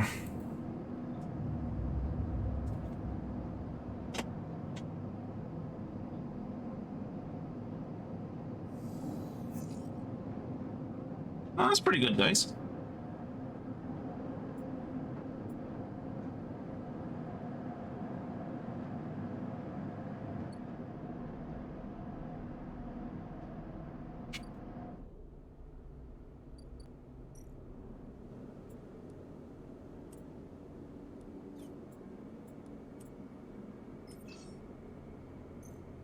Come on, positive, positive.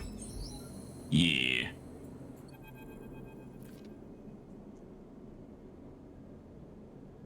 Look at how dirty your uniform is. I met a man the other day and his uniform was immaculate. Why can't you be like him? This is why you're still poor. It's because you refuse to pull yourself up by the bootstraps and look after yourself. She's asleep. Whispers Lem, creeping back out of the unit's tiny bedroom, sliding the door shut as he does. You are perched on a thin bar in the main room, the slate in front of you still glowing with Mina and your drawings from a cycle spent together. There's a ring, the only world Mina has known, with stick figures standing along its edge. The tall one is you. Drink? Asks Lem, producing a worn-looking bottle of Griol. from under the bar, its contents glowing amber in the fluorescent light. Does alcohol work on me? Like, would alcohol not, like, make me sick? Or, like, get stuck in my cogs? I suppose I eat fungus every day. I suppose I can digest stuff.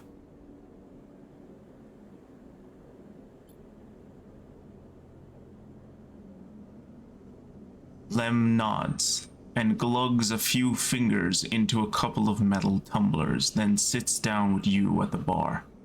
Here's, he offers, and you clink the metal containers together. You know, we actually have something to celebrate this time around. Lem gives you a sideways look. I made the assembly team on the side reel. He grins broadly. Clearly, he has been desperate to tell you all cycle. I knew it. Lem holds up his drink. You did get there first, friend, I'll give you that. He looks away. Seriously, though, we couldn't have done it without you. You keeping an eye on little meanie back there? Lem shifts a little on his stool. He looks uncomfortable. How's our girl doing, Sleeper? I haven't seen much for these past cycles. You don't tell him this.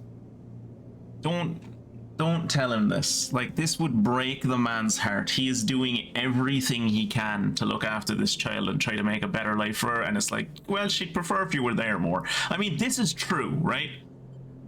Like, I experienced this myself with my own father.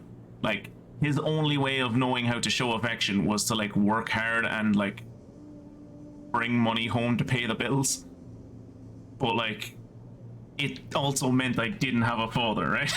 Like, so it took him years to realize that he'd done this, and he felt bad for it. He still feels bad about it to this day, like, but yeah, never tell him this. This will break the poor man. A little tricky. A little tricky, yeah. He's not gonna believe this. Lem looks away. Yeah. She can be tricky like that. She can close you out in a second. She's a stubborn one. He raps on the bar. That'll serve her well, I think. His eyes drift to the bedroom door. He's gonna get her on that ship without him getting on the ship, isn't he? No, that's not how that works. You okay? He nods. I can't take all the credit for Mina. She isn't actually mine. He gazes into the middle distance. I pulled her off a refugee shuttle out by one of Ember's moons. The colony was falling apart for decades after Solheim collapsed, surviving on next to nothing. Eventually, some of the residents tried to make for the eye on these decrepit old shuttles. He sloshes the drink around his tumbler. They had no idea what they were doing. The one Mina was on decompressed halfway there. Everyone spaced. The only reason she made it was someone sealed her in a weapon locker. She was ice cold when I reached her. Purple lips. He shivers. Once I picked her up, I couldn't let her go. The medics treated her with me still clinging to her. He takes a drink. Still not sure why.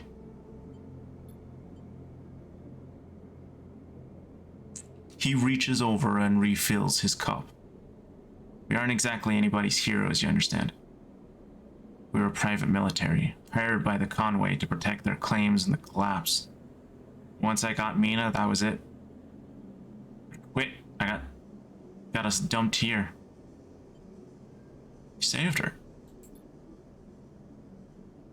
I want to sound like an idiot now, but he sighs. She saved me, and that's the truth of it. He looks around the decaying unit. Its stained plastic plating and flickering lights. Me. My brother did this. He was tiny, so small too small to know what she lost. I can't stop thinking about it. He rubs his eyes, dark with tiredness. What if her number doesn't come up in the draw, Sleeper? What then? The side reel will just fucking sail out of here without a thought, leaving us here. What kind of life is that for her? Sorry, I know you don't have it any better. He looks at his cup and pushes it away down the bar. This is a celebration, right? Both of us on the team now. Both of us in with a chance. Together. That's right. We hold on together. Imagine all three of us riding the side rail horizon out of here. To a new world. He looks into his glass for a moment. How does he look into his glass? He pushed it down the fucking... I thought he pushed it away from himself. I think I drank this too fast. Lem stands and starts to clear the glasses into the auto wash. I need some sleep, friend. Could you use the company? Wink.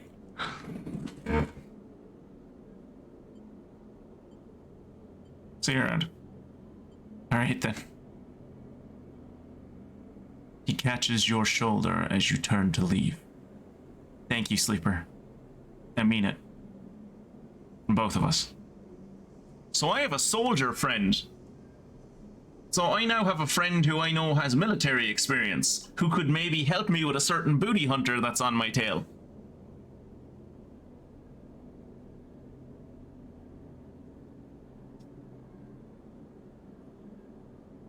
You can use that time to build up a scrap reserve for floating. All of your sensors are replaced with notifications, like text on a screen. Convenient, that. I guess you just get status alert. You were imbibing alcohol. Yeah. Slur your words to 6.7%.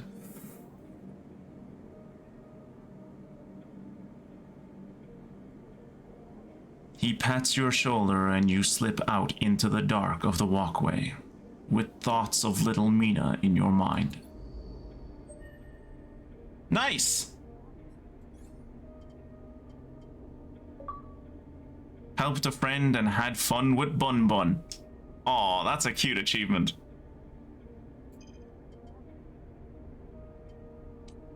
Actually, should I get the engage up to 0 maybe? I mean, most of the rules that I'm seeing are like... I mean, after I go for Intuit, I think I'm going to go for Interface, because like most of the roles that I'm doing are Engineer, Interface, and Intuit, right?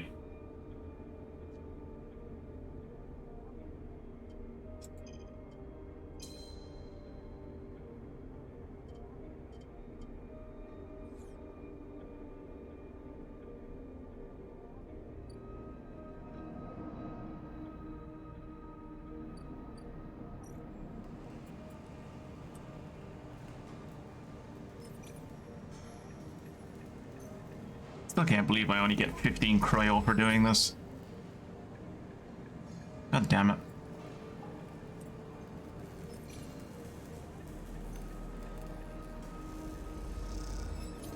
Oh shit. A rough shift in cramped conditions. You can feel the wear this work is imparting on your body. You wonder if it will all be worth it. Have you tried telling the booty hunter that the person he is looking for is your straw man, and that since you spell your name starting and ending with your name with starting and ending colons, he can't get you? Also, you were not driving your vehicle, and therefore the Admiralty Court that he represents has no power over you. Ow! Thanks, Kirat. What, like, where would I be without you?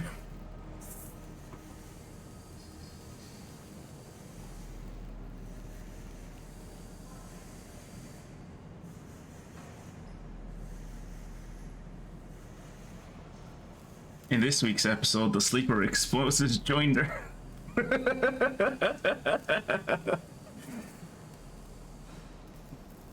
Some sits in space.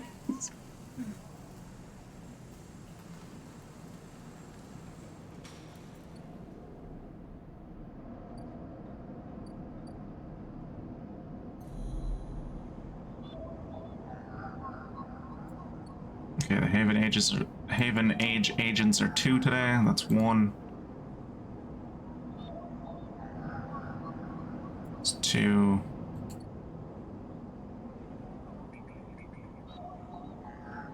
Oh, 3.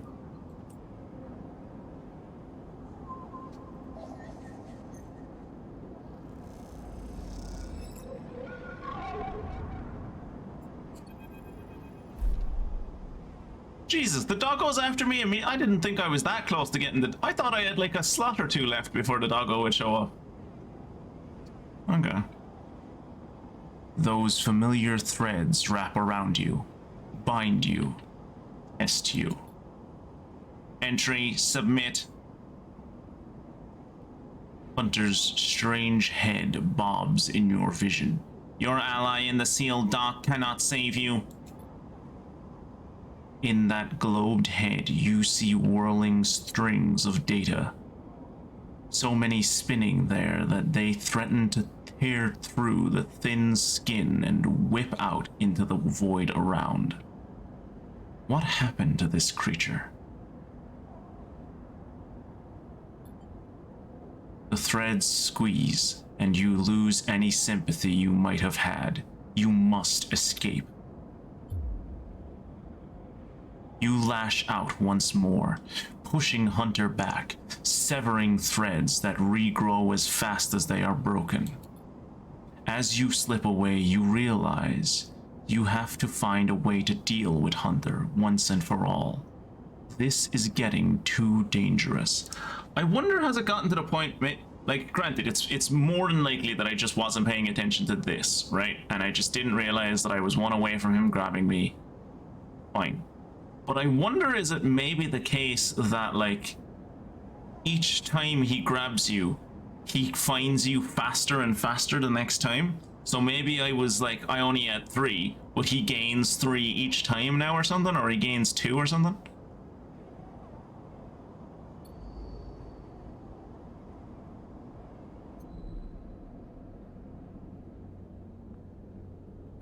Either way. I still have no idea where to fucking use these damn things.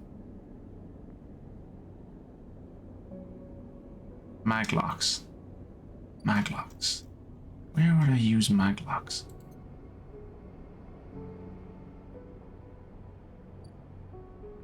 This costs like 160 if I recall. 150.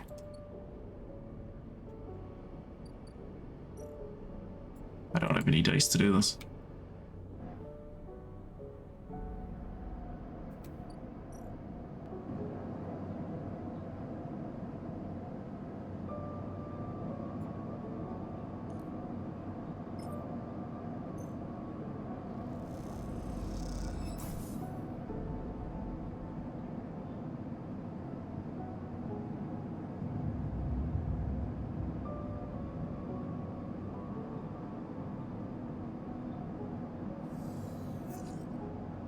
Hey! 2 6s, nice.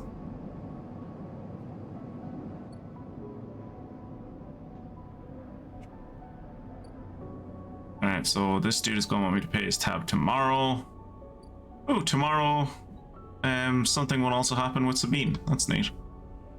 There's nothing to... I can't help these 2 anymore. Win a side rail ticket, get to know Emphas. I don't know where to get the Gorale caps. Oh no, I do. They're in the greenway. I'd have to give this dude, I'd have to give these dudes money and like get up here.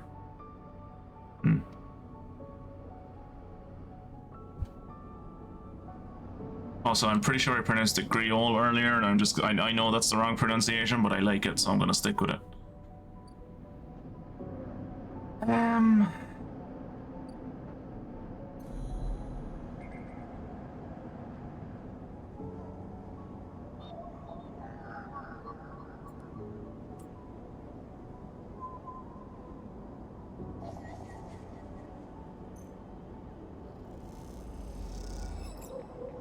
Okay, so I was at 0.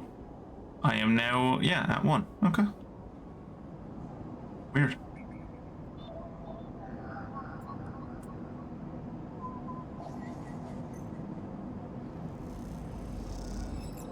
A lone connection feeds into this isolated node. Its last access timestamp is 1,000 days ago. That's actually not that long. Oh no, I just drove my boat into a tree while Odin was watching. The shame! Maybe Odin appeared before you to cause you to crash into the tree. You know, as a bit, like...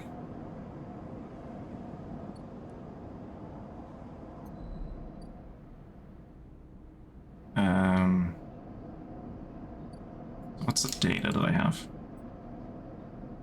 Haven Age, you'll pay me for Haven Age data.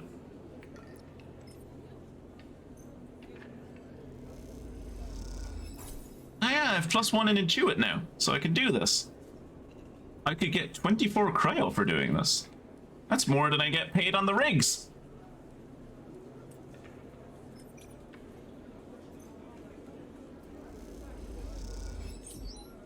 Sweet. I need to eat. And I can't just eat whatever's left in Mina and Lem's cupboards anymore. So I actually have to feed myself.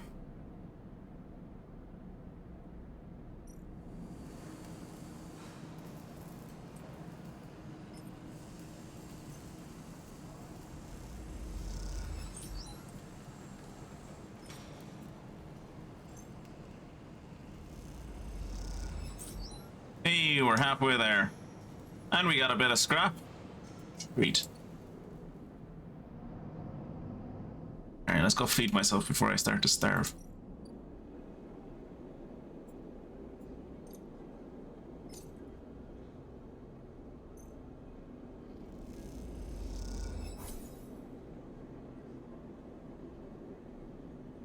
Thank you, Emphas.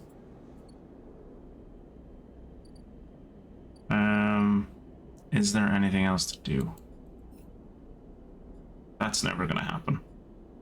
This I'm trying, but the dude just fucked off and won't help me until, I don't know, whenever he feels like it, apparently.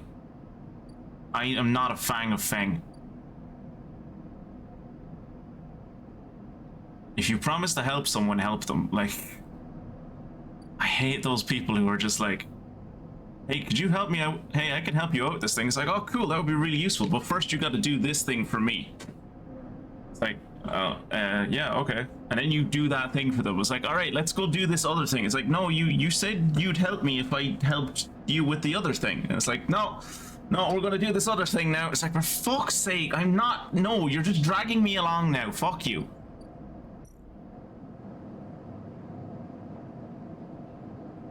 All right, my drink is empty, so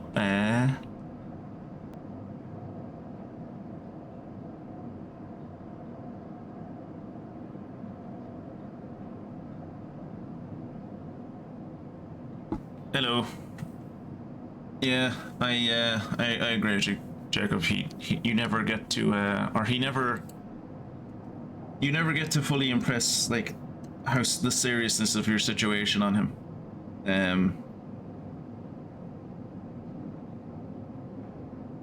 He honestly kind of gives me tanky vibes, which is like he's so focused on one thing and doing it in his particular way that like nothing else matters. And it's like, no, I'm trying to help you with this fight, but I also need help like along the way. Like, it's like, no, we're just doing my thing. Like, if you're not helping, you're a traitor. And it's like, no, like, I just think we could also do other things. It's like, no, we can only do this.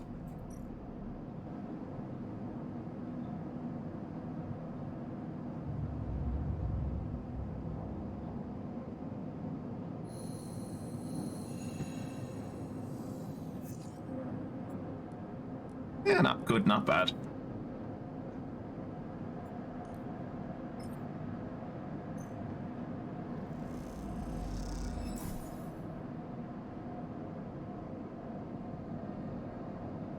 Probably the only part of the game that brushes me the wrong way. It feels like I'm locked into Feng by the writing.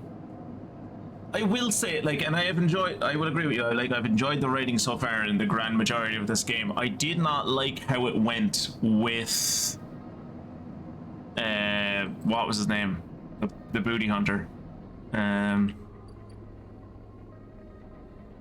What's his name? Ethan. I did not like how it went with Ethan, where it was just like, I was given opportunities to like, I was given opportunities to like, bargain with him and haggle with him and try to like bring out his empathy or whatever, and I was given all these different opportunities. I was given the opportunity to run, and the game kept on trying to poke me to just go like, hey, do this thing, like do something, and it's like, no, that's not my character. I'm just gonna like see where this goes. And like, you heard me say it at the time, I was terrified that he was just going to put those cuffs on me and we were going to walk to a ship and congratulations, you're a slave again, the game's over. And then we got to that point where it was like, the game was like, okay, you clearly haven't taken any of our hints. What we want you to do is that you're supposed to fucking make a deal with him. So he's going to make the deal with you and force it upon you. So congratulations, you're now in debt peonage to a booty hunter. And it's like, I didn't want this. I didn't make any of the choices that should have led me here. Nothing about his character when he first was introduced to me was like,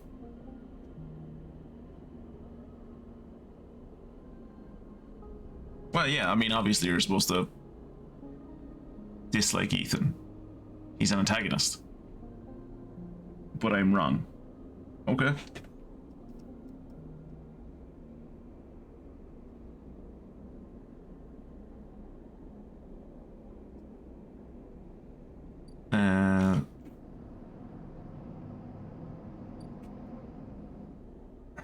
Does his tab come up to that? Oh, Sabina's done.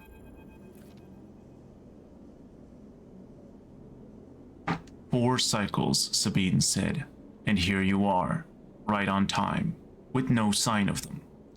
You wait a while in the apartment, the dread descending as the cycle spins onward. They should be here."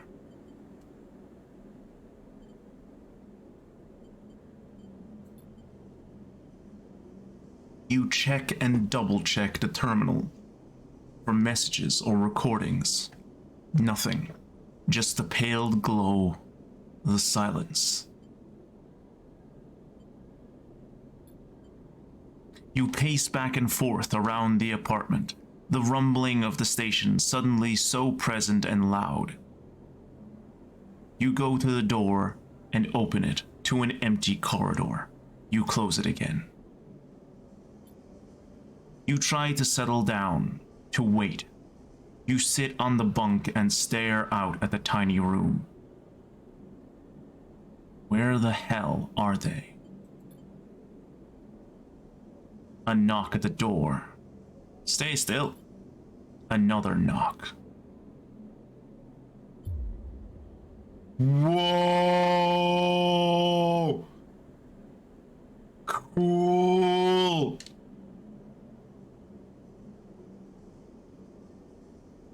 A flash, small, impossibly bright, cuts through the handle of the door. It soundlessly swings open. A figure stands in the door, and immediately you know it's not Sabine. They are taller, sharper, and something in their face glints in the half-light.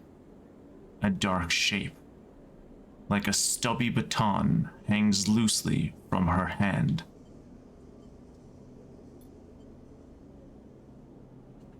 Our local sleeper. Good to finally meet you. She steps into the apartment, glancing around with sharp eyes. What, may I ask, are you doing here? She fixes you with a steady, unwavering stare.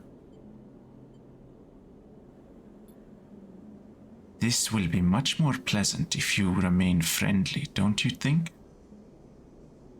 She walks past you, into the apartment, glancing around. We set them up here, you know. This place is one of ours. She picks up a glass from the dispenser and inspects it. People always seem to forget who put them where they are. She glances at you, and I suppose you are here to help.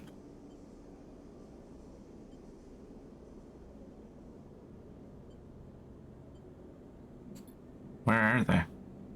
I was hoping you would be able to help with that. She spins the baton in her fingers by her side, her eyes not leaving yours. We have a problem, you and I. It seems our friend has disappeared, left without even saying goodbye, which means they are in a little trouble now. But it is the kind of trouble that you need help for, so I thought I'd come down here and take a look at their little hidey hole. And here you are. The help. She looks through the detritus on the side.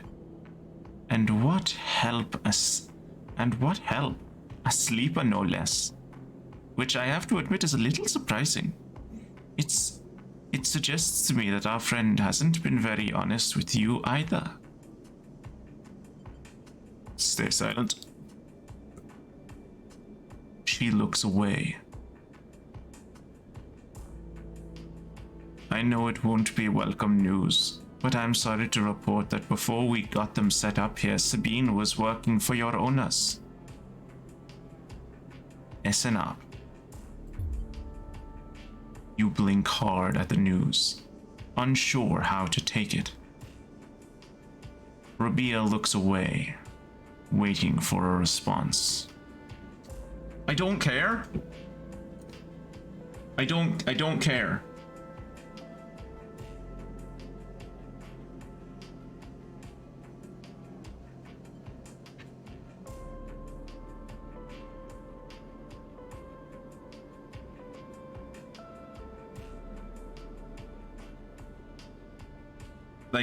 Like, why would I care? Oh, she used to work for SNR, the people that made you. It's like, yeah, so she worked for them and then had saw what that sleepers were sentient, sapient beings, had a crisis of conscience and then left. And now she's working for a gang or whatever just to help people. Okay. Am I supposed to dislike her for this? Probably has Russian ancestors. Tell her this is a banya, and she forgot to ask for permission to enter. So now she's cursed by the Bannocs, and her mother will mistake a wooden plank for her daughter.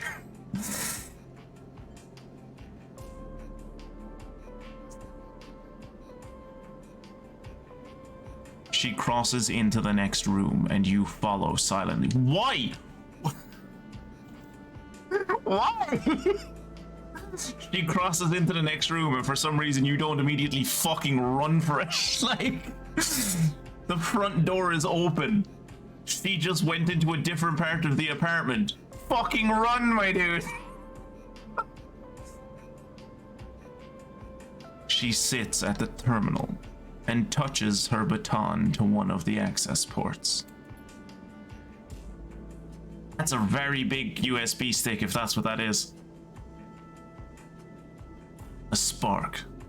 Then the terminal screen skips, encrypted folders emptying themselves before your eyes.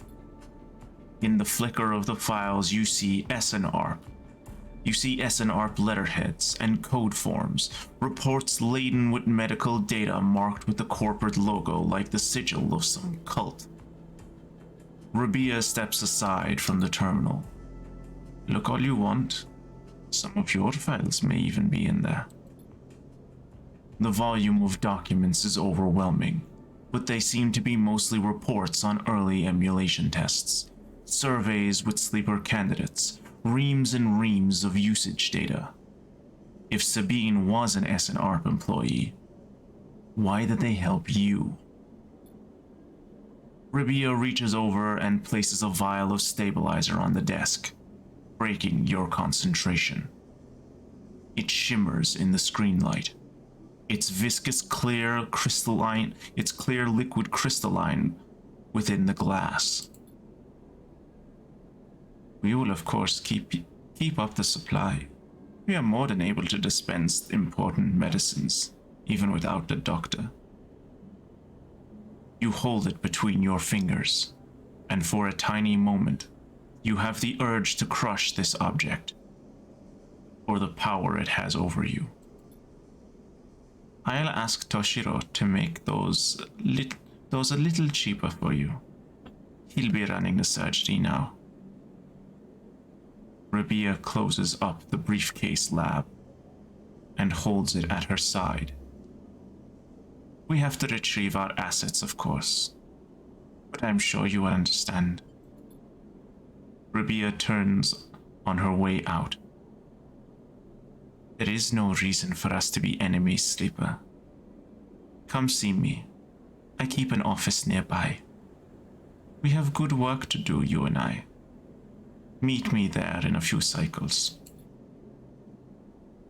She slips out, silently into the corridor.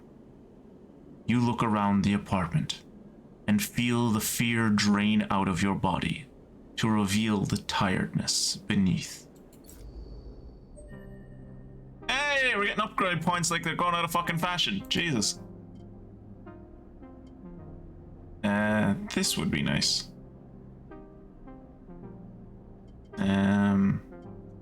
I think I said I was going to go for this. Or did I say I was going to go for the interface and then this? Well, no, if I go for this, then I just... No, I need 2 upgrade points for this. Never mind.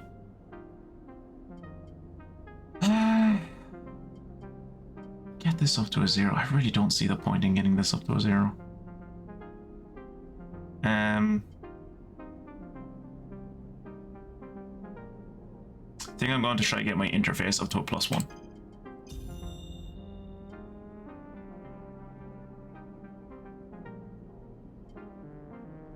Because eventually I'm going to have to deal with the hunter again, so. She does look sick as hell, so I hope you excuse her obvious bait. Yeah, like I don't, yeah. No, I think... I like how she's like a badass fucking lieutenant enforcer kind of fucking like higher up in the gang kind of figure, but she still has a fupa. Like that's... I like the kid, like... I like a character that has both of those. You don't run from your dom unless she permits it. What is this? Oh, Rabia's office. A constant flow of people seem to be visiting Rabia's office. You'll need to wait your turn.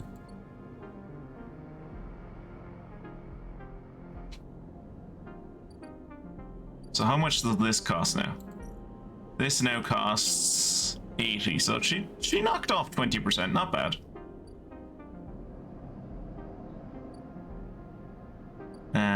Let's see if there's anyone to hack.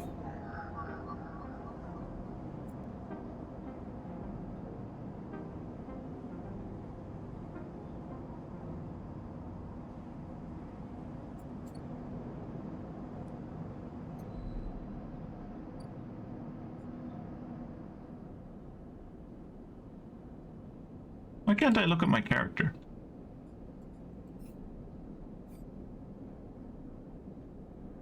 Why can't I look at my character? Isn't there usually a tab up here for me to look at my character?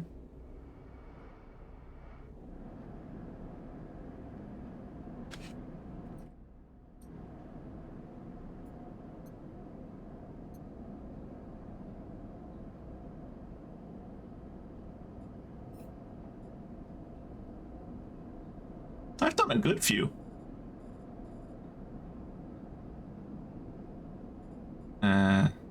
This one's never gonna get done if fucking Dickhead McGee ever has anything to say about it. Where is he at the moment?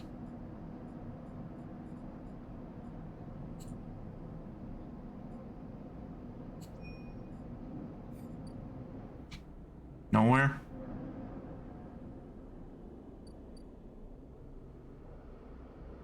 He's nowhere. Cool. Built the ship mine, I'm never gonna do that. Get to know Memphis, don't win a side rail ticket. Okay.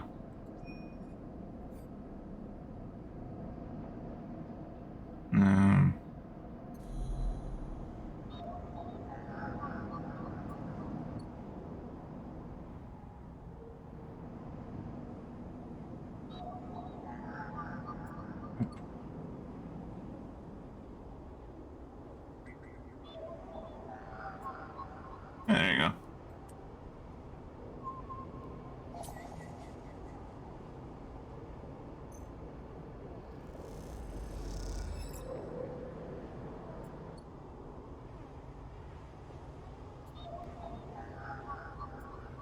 And there you go.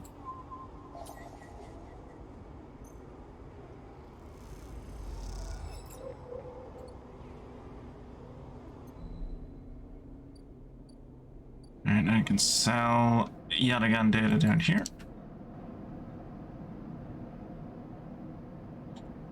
There used to be just like a thing like that, but like over here.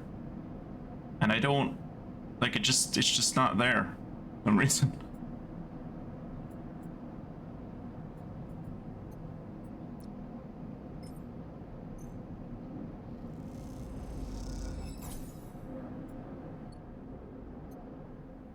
Oh, there it is. Why did that come back? Why did it just come? Whatever. Whatever. It came back. It's back now. Oh yeah. It's Intuit that I have +1 in, not interface. Okay. When I was going through the dark web, I was like, why can I put only a +1 into this? Shouldn't I be able to put a +2 into it or whatever?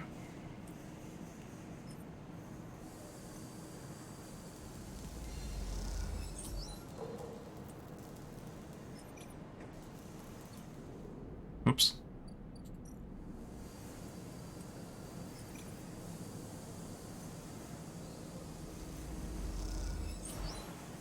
Nice.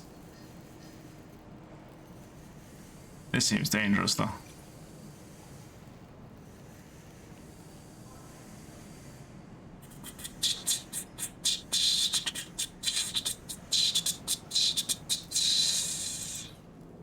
I have Intuit +1 now, so I should be able to do, maybe there are some things that I can do with Intuit, maybe?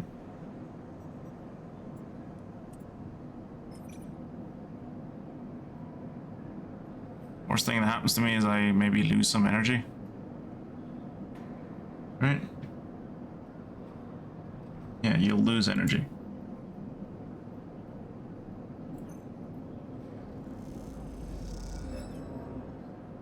Okay, fair enough. Memphis! What's up, my dude? Get me to a flat 400, please.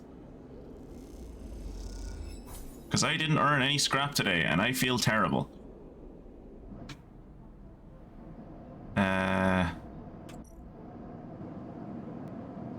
Right, so is it today or it's tomorrow, right? Oh no.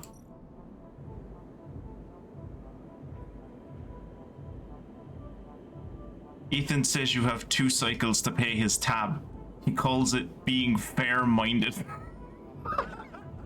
What an absolute bastard. Sure, take the fucking money, whatever.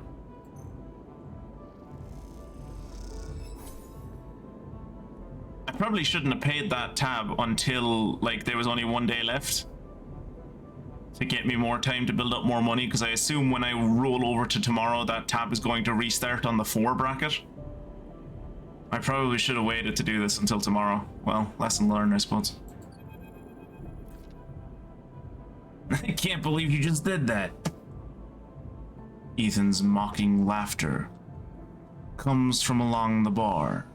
You look over to see him leaning across it in a pool of light, empty glasses and spilled drinks glinting around him. It's always dark in the compressor, but this cycle the place is packed. A load of spacers mixing with the locals. Usually they run. Ethan spins a glass on the bar. Or they go spend their savings on some local heavy I have to put down. They don't pay. Walk away. Ethan gets to his feet. The glass falls and smashes, but he doesn't seem to notice. You think that's it?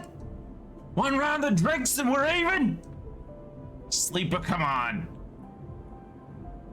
His hand comes to rest on the butt of his handgun, dangling from a chest holster. Stop. Ethan laughs hard, and the people around him turn to see what's happening. I told you already about begging. I'm a freelancer, Sleeper, just like you. We both signed a contract with Asinov, didn't we? The difference is that my word means something. He closes the gap, stumbling a little. What'd you think? You could just run away from your contract, you get? You could just steal that naughty little body of yours and take it for a joyride? Play human for a cycle or two? Don't understand. It's you, Sleeper, that doesn't understand. Some of us pay our debts. That's all the harder because of idiots like you. You literally don't pay your own debts, though. I pay your debts. I literally just paid your debt.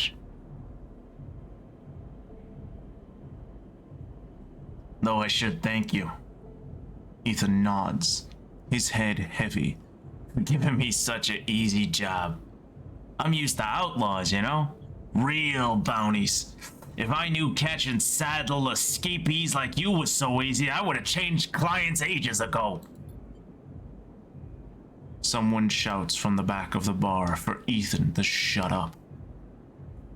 He holds up a finger in that general direction without turning around. Shoot me or let me leave. Oh, I see. Toughening up here. He gestures wildly at the crowd. Thumbs up and thumbs down, folks! Most turn back to their drinks, no longer interested in his tired show. Ethan mutters insults as he walks back towards the bar. I kind of feel sad for him now. Honestly, like, the more I learn about his character, the more he just seems kind of pathetic. You know? Ethan sits heavily back down on his stool and searches through his glasses for one with something left in it. The thing is, Sleeper, I can find you anywhere. It's actually wild that you haven't figured it out. That body of yours, and it will always... That body isn't yours and it will always betray you, no matter what. He finds a glass and downs the contents. So please go. I'll catch up with you whenever I need another. He laughs and taps the bar for a fresh drink. I could try and engage and be like, look at yourself, look what you've become, but I don't care. I don't care. You turn on your heel and are out of the clawing dark and the sweat stench of the compressor. You walk hard and fast down the walkway, anger driving your footfalls into the metal like the rim like hammers. Dude, they're just throwing experience points at me.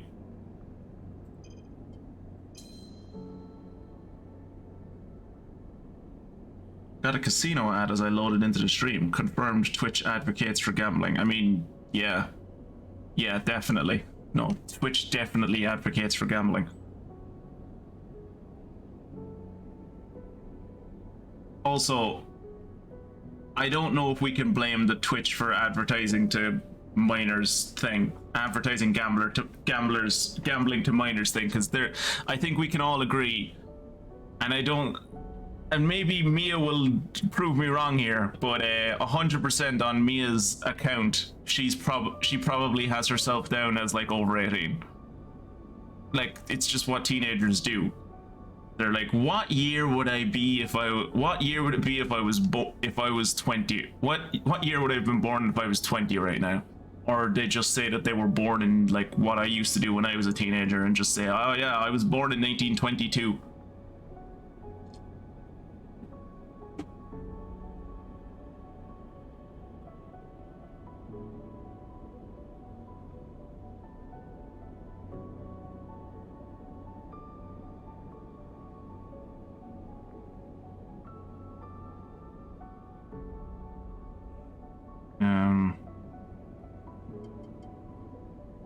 Agent nodes give double data rewards.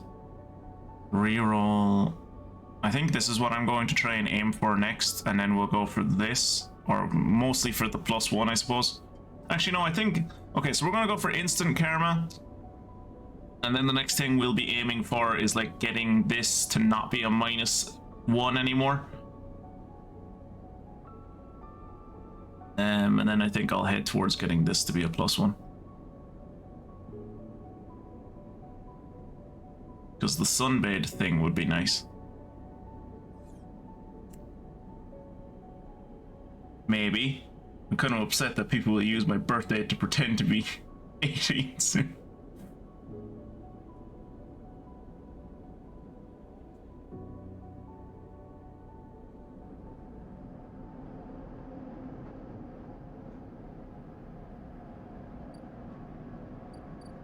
So he'll be ready tomorrow.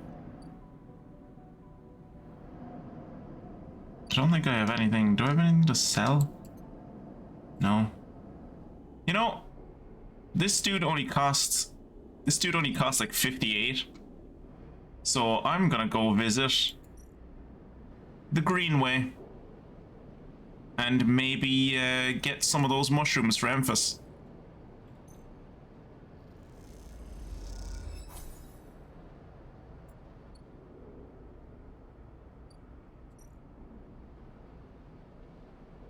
Take the ferry across the Founder's Gap to Greenway. As you step on into the passageway, someone barrels into you from behind, sending you stumbling down the corridor. Ooh. Bump into me any day, love. Jesus.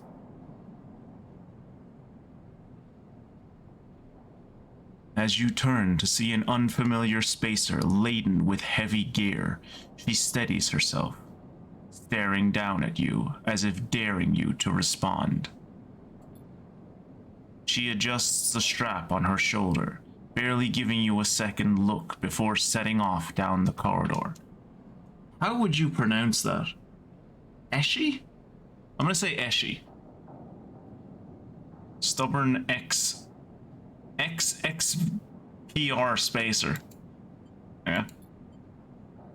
Ooh, another. Wow, do all the hot people live on this part of the station?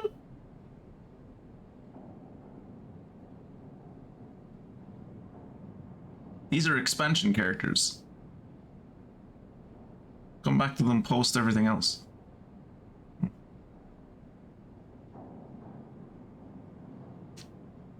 Peek.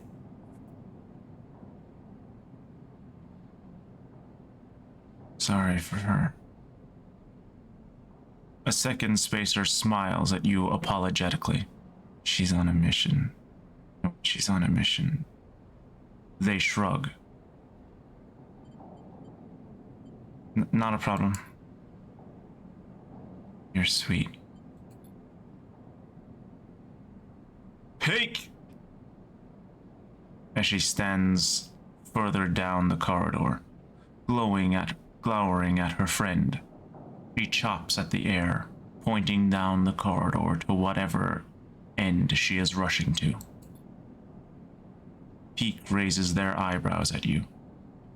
Eshi, please. Do you want everyone in this station to hate us? Esha hardens. They want to hate us. They can hate us. She drops her hip. I'm not exactly seeing much love as it is. We're lucky we got through. before they set up the damn cordon. Peak sighs. The station isn't Hawthorne. Everyone isn't yoked to the same corporate protocols. As she sighs. I'm not saying they're part of the administration. She jerks her head in your direction. But I am saying we need to get these supplies to Briar before someone starts asking questions. Can I help? Peaks smiles slyly. See, Esha? Help isn't that exactly what we need right now? Peak. Esha rolls her eyes. Peak ignores her. We're with the refugees. Winds Haven Age had cordoned off from entering the station. Esha interrupts. The ones that are being quarantined in makeshift vessels that are barely made it into the eye to begin with. The ones that your station administrators have called an existential risk and are running out of supplies while their right to safety is being debated by people with no stake in their future. She quickly looks away, annoyed at her own outburst. Peak sighs. She's right. People are trapped out here. They turn to Esha. We understand that this is a big problem for the Eye. Hundreds of refugees and more ships turning up each cycle. They hold up a hand to stop Esha interrupting. But Esha turns away, her burning anger a palatable force in the close quarters of the corridor. They need supplies, and after everything they've been through, the quarantine isn't helping. Peak finishes. Peak, please. Esha gathers herself and the supplies. Esha, we need help. Just like the refugees needed us. We need others too. They smile at her. Peak turns to you. Come find us. Climbing Briar is docked in the Broken Spoke. Past the greenway in the wastes. We have a good view of the cordon, though we're keeping our distance for now. Come help us. They squeeze your hand. Esha turns to leave and Peak follows, waving goodbye. A moment later, Esha shouts back down the corridor. Don't bother coming empty-handed. You want to help? Show us. Bring supplies or don't come at all. And with that, they disappear around the corner. Esha already picking up speed as Peak calls for her to slow down. A refugee flotilla? Where are they coming from? And why now? Each time you think you begin to understand this place, something changes. Yeah. Well, both of those people were incredibly hot, so let's see if we can find some mushrooms. Ah, shit. Exploring the Greenway is unlike any other place on the Eye. Its overgrown chambers defy mapping. Rather than simply thrash through the undergrowth, you might sketch a map of this overgrown jungle to try and better navigate its hazards. Or you could just endure it. The simplest way to explore the Greenway is simply to pick a path and set off into its twisting chambers and passages. This carries obvious risks. I wonder, do either of these, like, I wonder does completing this get me mushrooms?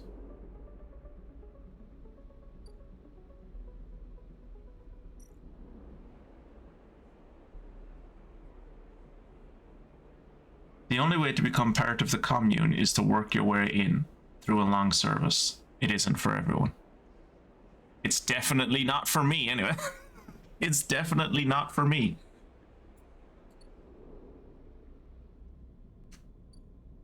the wastes and the climbing briar and more of the broken station. Let's look at the wastes. I'd need endure +1. I can. Oh, you can gather scrap out here. Out here at the edge of the habitable parts of the eye, everything is scrap. The trick is finding components that are still usable and staying safe. Neat. Okay, so that when I like eventually get my endure up, I can come out here. Neat. It's not that I don't want to join the commune, it's that I don't have any fucking dice, and also the abilities that you need to do it are 2 abilities that I'm just not suited to.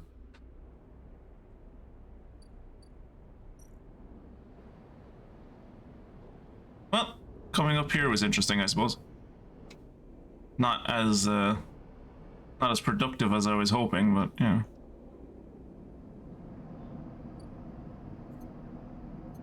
I don't have any data to sell, so off we go to Betty Buys.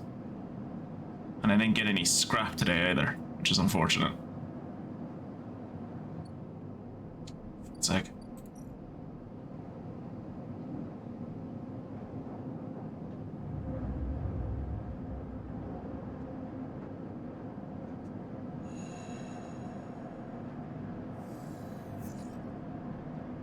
Hey, that's a good hand.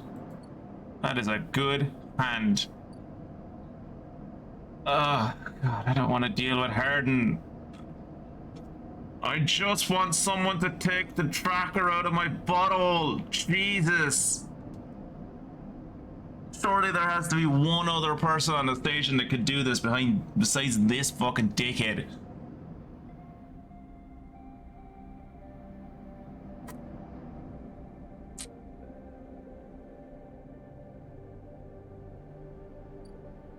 Rabio will be ready for me next turn.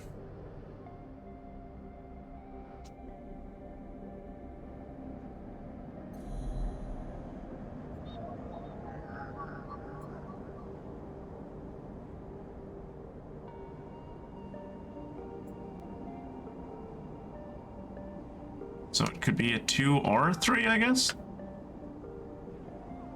Or is that just telling me that if I put in a 2, it will become a 3 and thus it will be pointless?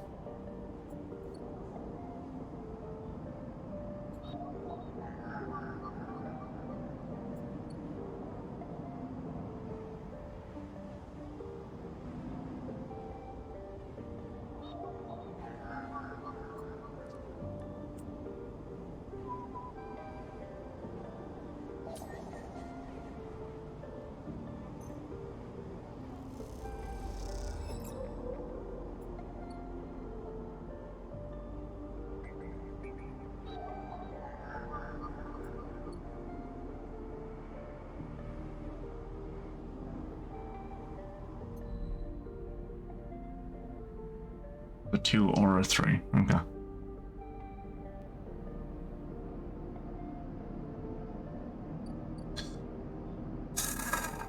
I really don't want to do this, but okay, here we go. It's been more than a few cycles since Feng confronted Harden, and the silence since has been noticeable. In your time with Feng, you haven't exactly found him to be reliable. That is the understatement of the fucking year, my dude. But you did expect to hear the end of whatever plan he put into action.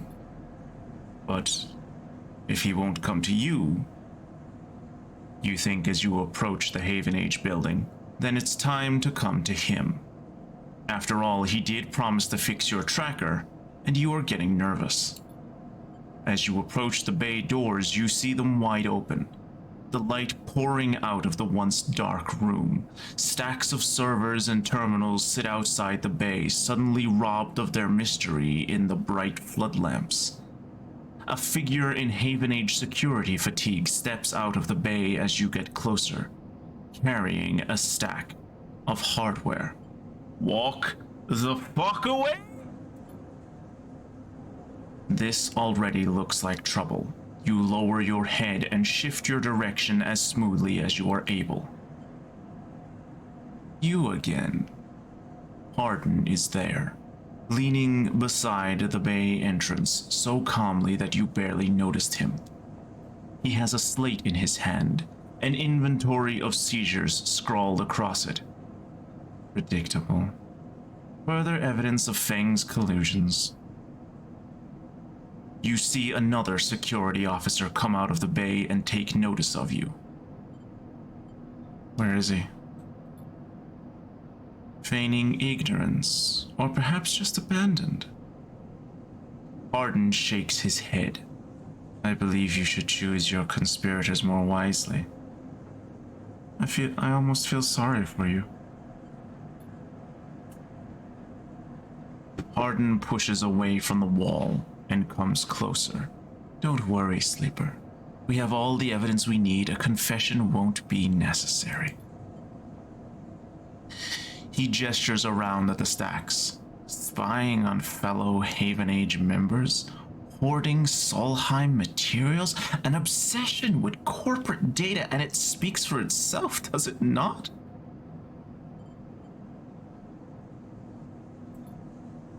Nothing to add? He looks up at the glass roof above and the stars beyond. We are the ones that provide oxygen.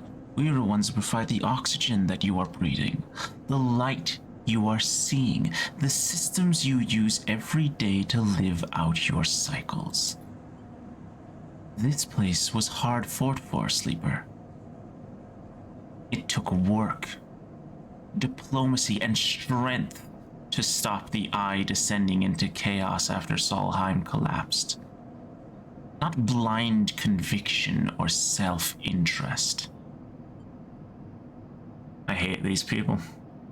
He is the type of person that ruins almost every revolution. This is the type of person, and they're everywhere. These people exist like in every culture.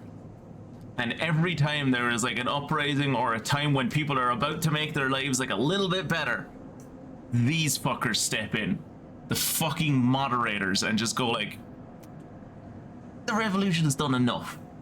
We've pushed far enough for change. Now we need stability. Ugh.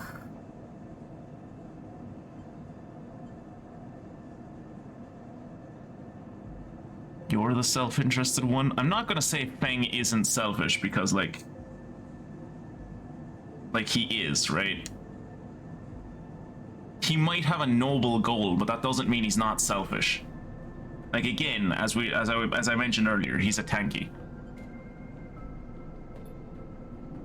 More accusations. What have you achieved, Sleeper? Ah, yes, this fucking argument. What have you achieved? I fucking inherited.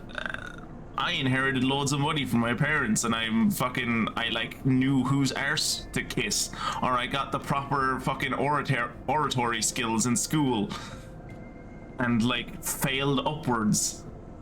And so I have earned everything that I have. But you working hard every day to the point that it nearly kills you, you haven't earned anything. You've never built anything like me, who told other people to do things for me. Ugh. Your entire existence is proof of your self-interest. Signing yourself over to be emulated rather than work yourself. Whether you remember it or not, you suffer from the same short-sighted perspective as the person you were copied from. You see, Sleeper, we are proud of our history here. Andre Erlin, the first union founded this place. And Haven Age has welded his values into the station's very walls. We will never turn away the hardworking, the just, the true citizens of the Eye. You don't work, you don't eat. Oh, what, you can't work? Well, fuck you then. I don't see, it's just black and white. There are no in-betweens. Hardin is the type of person that leads my country's government at the moment.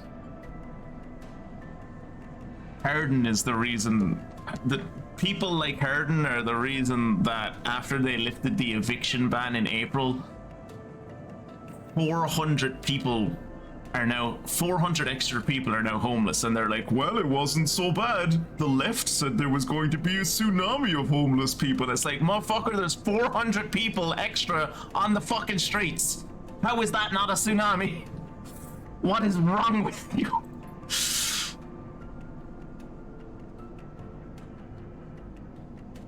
Haven Age aren't a gang like Yatagon.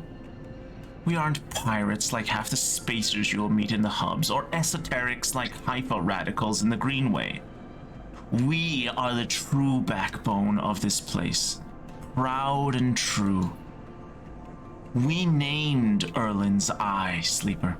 This is our station. He meets your eye. So please take your false accusations elsewhere, before I decide that I need that confession after all. History will catch up to you. I wish that was the case, but like, no. Probably not. Also, this isn't a like, when he was first described, it was like, oh, he has a shock of gray hair. He does not have a shock of gray hair. He has nothing but gray hair. Like, if he was have a shock of gray hair, it would be like a line somewhere in his hair, or like not all of his hair would be gray. Stay silent. If you have any pride, you'll give up Fang the moment he contacts you. You know where to find me. With that, Harden turns his back and walks back towards the security officers, ordering them to continue the clear-out. As they do, something catches your eye on one of the server stacks. A crumpled hand-printed box of synthetic chewing gum. A penguin character grinning from the brightly colored card. And scrawled onto it, a speech bubble reading, "Take me to Tambor." Why was I allowed to be that close to the stacks? Why would they allow me to be that close to the stacks? Also, how am I that close to the stacks and your man doesn't see everything I do? You carefully pocket the box, making sure no one is watching, and then turn away, just as another stack of servers is wheeled out of the bay. What have you done, Fang? And where the hell is Tambor? I am way ahead of you on the Tambor front. I am miles ahead of you on the Tambor front.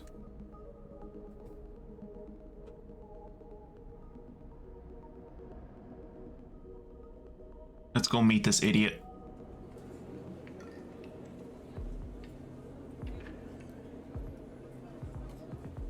You feel stupid doing this, but the penguin says take me to Tambor, and this is the only Tambor you can find.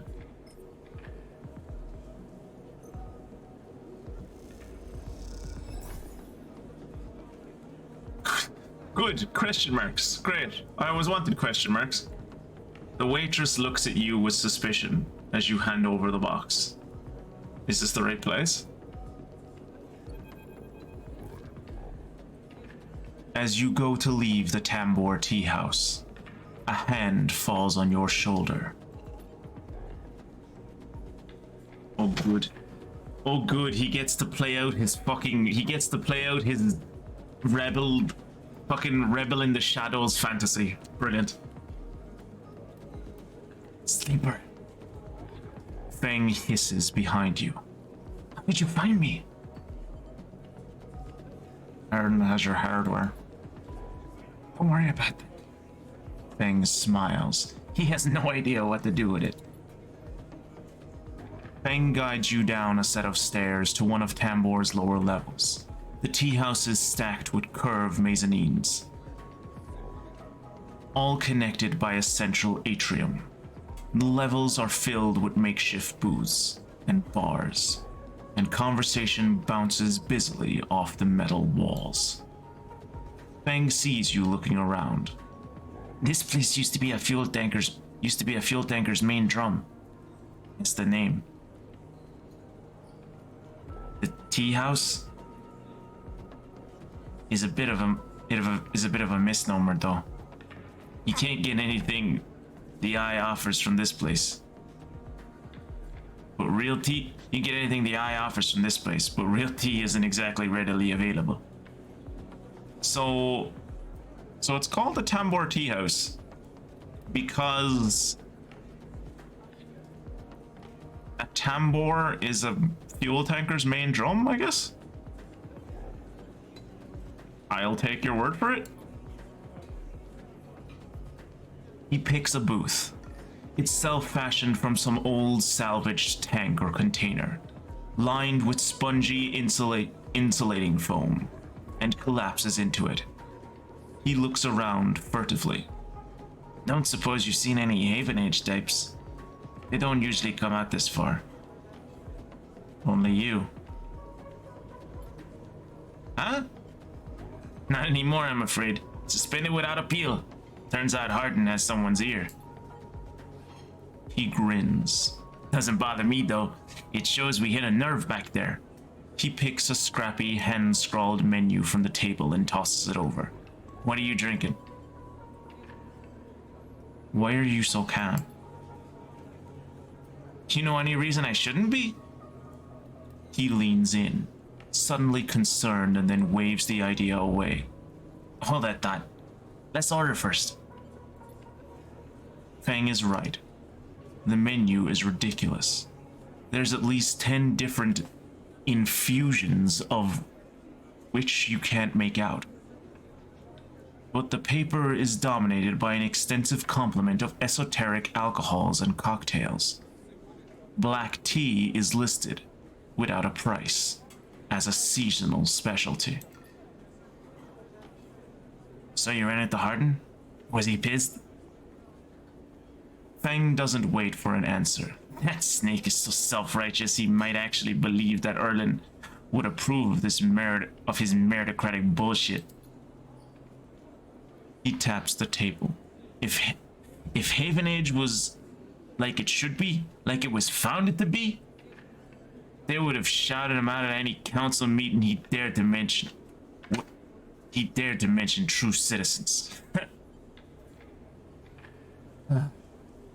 But I guess this kind run this place now. A young woman with a vine tattoo snaking up her arm turns at the booth, a slate in hand. Your order? You skim the menu, your eyes glazing over. Time to pick something. I want a sambar arak, please.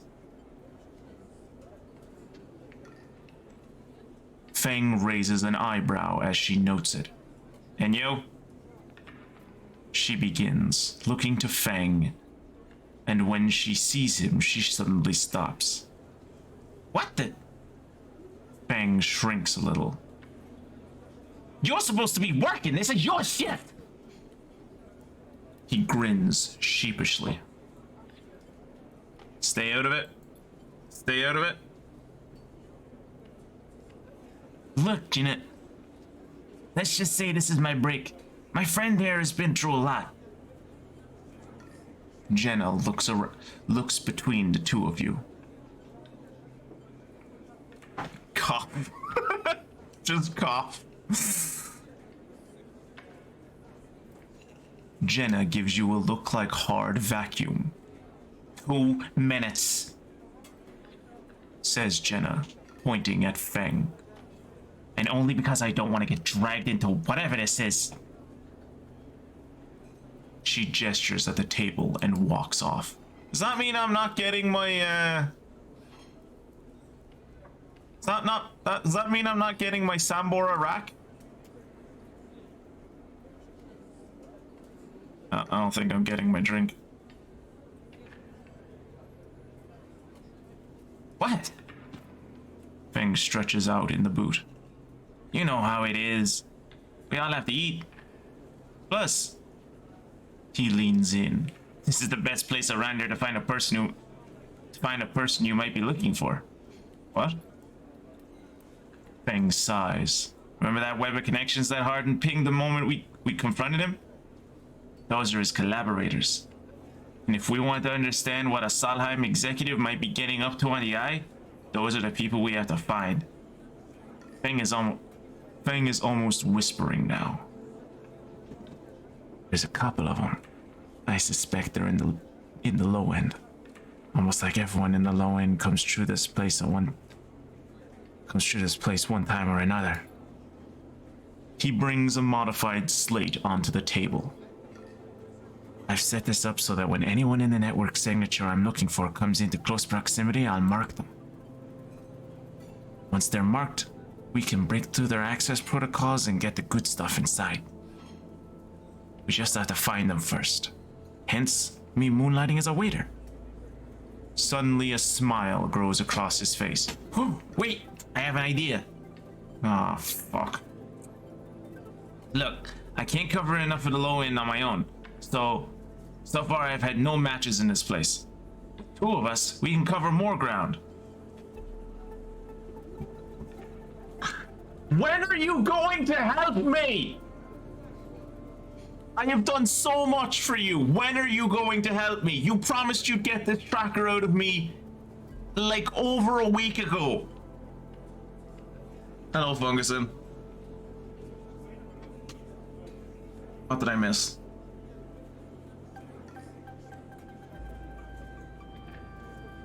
The Tamworth Front is a book written by what's-her-name from VC. Elliot something or other. Elliot Kohler? Kohler?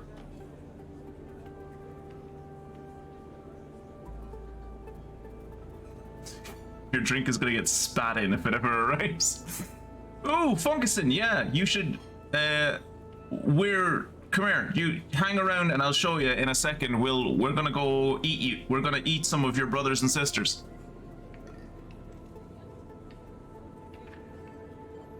What am I getting into? Well, Feng has a hangdog look. We need to get you out and about in the low end, in close proximity to as many people in his residence as possible. And it turns out my friend Minji needs some help with deliveries. Delivering what? As in Minji Express? So you already know him. Perfect! Feng places a tiny receiver on the table. This connects to my slate and runs the same marketing protocol if you get near any of our targets. So all you have to do is take some delivery shifts for old Minji, and soon enough, you'll have the place covered. No. Wait. He glances around. Don't give me that. You think I like working here? And I thought you could use the tips. We're in this together, right? Are we? You haven't helped me at all. I have done everything for you and you have not helped me once. Yes. You think Harden is happy to have you wandering around this place? He might have let you wander off for now, but I'm sure he has his eye on you. This is on you too. Feng slips his slate back under his clothes.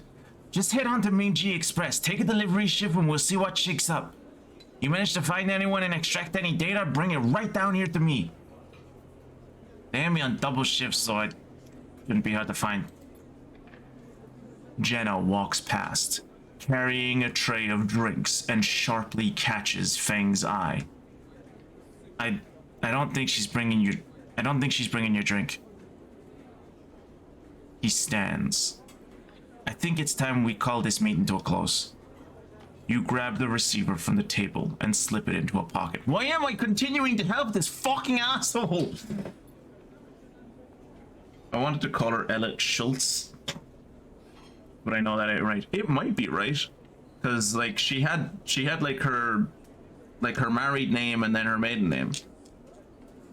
Like that was why it took us so long to realize she was the one that like wrote the fucking book.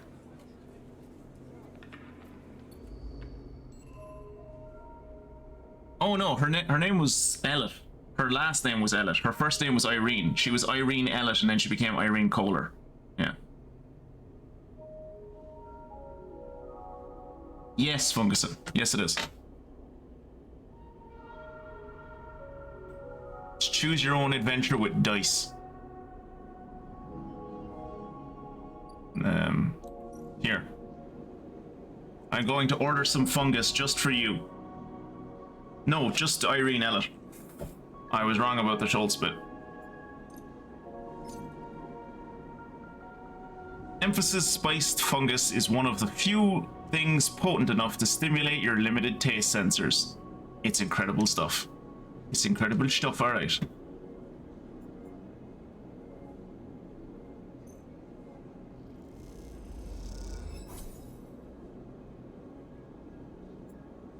You see? I'm a fungus fan. That's me, a fungus fan. Alright, so is...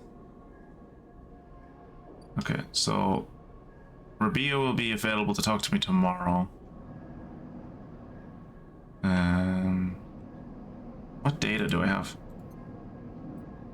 Some Yadigan data.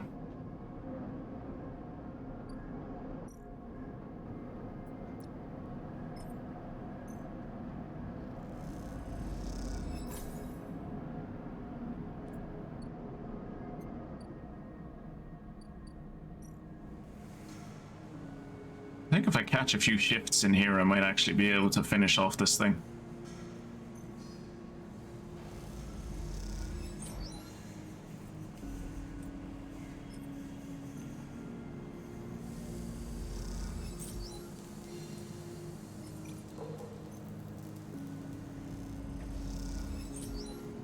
If I get one more good shift,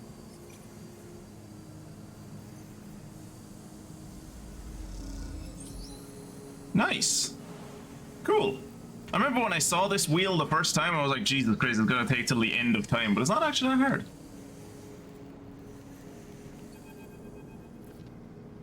Your crew slowly filters out of the shipyard locker room, the bubbling chatter reducing with each group that leaves. There is excitement in the air. Haven Age just made an announcement. The assembly teams are done. Sat on the locker room bench, you can feel the side reel out there, its hulking mass now intimately familiar to you. Over the past cycles, you have watched it grow, be assembled. You have walked through its veins and welded its bones. Now it is ready for the final stage. It will go to testing now, then enter a final process of sealing and resealing. Checking and rechecking before it is deemed suitable for its generational trip. But for now, your work is done. You can't help but feel proud. A cough interrupts your thoughts. It's Lem. Changing out of his work gear, Mina nowhere to be seen. He smiles. She'll be ready soon. Where's Mina? You two are fast friends, huh? She's being watched at home. Now I'm on the work team, I can afford a bit more help. He corrects himself. Well, was on the work team. I mean, we're all out of a job now. He quickly adds, not that I'm complaining. Lem comes to sit beside you on the bench. She's gotta be in her best shape when she carries you, Mina and me out of here. So confident? Lem smiles apologetically. Why not? I figure I'm due a lucky turn by now. He rubs his hands nervously. No use in wondering what if. Until the draw anyway. Then there's a few cycles until then. Lem is right. The odds seem unlikely anyway. How many are working in the shipyard? Hundreds? 1,000? You've certainly seen more faces than you can count pass through. And are the Celis Foundation even going to keep their promise? Out here on the Eye, you get the sense that no one will hold them to it. Why else would they be building the sidereal in a surrogate system? As you think, Lem watches you with a worried look. How's Mina doing? Lem is surprised by the question, but smiles. She's doing well. She misses having you over, actually. I need to get you two together again soon. Especially now I won't see you here either. Lem gazes into space. She's pretty stuck on you, actually. She told me the other cycle that she doesn't want to go unless you can come too.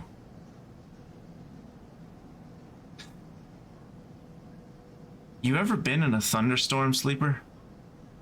A real big one? I don't remember. Lem shoots you a worried look for a moment. Something else. He smiles. The sound, the smell, the rain hammering down, the whole sky stretched out and bruised, roaring and huge. The place I was born, New Pembroke? An old dry rock and Conway system. It had 2 seasons. One of them was dry as a bone, dusty and ugly. And the other one was long. Was one long storm. A side effect of the terraforming efforts, they said. Rain used to rattle down off the roofs like bullets. Wash the dust away, turn the streets to rivers. It'd sing us to sleep and wake us up in the morning. We'd wait half a year just to see it again. The best day was the one where the first drops fell. Some days, I wake up swearing I can hear it again. I was thinking, Mina's never seen a storm? Never even felt rain. She's grown up here, the rain her only horizon, always in the dark. I want to change that for her. You will. Of course, almost there. Lem stands, stretching. Best get back to the little one anyway. With the shifts done, I reckon she'll be happy to have me home for a few cycles. He shoulders his gear. See you in a few for the draw? I'll be there. Right on. He grins.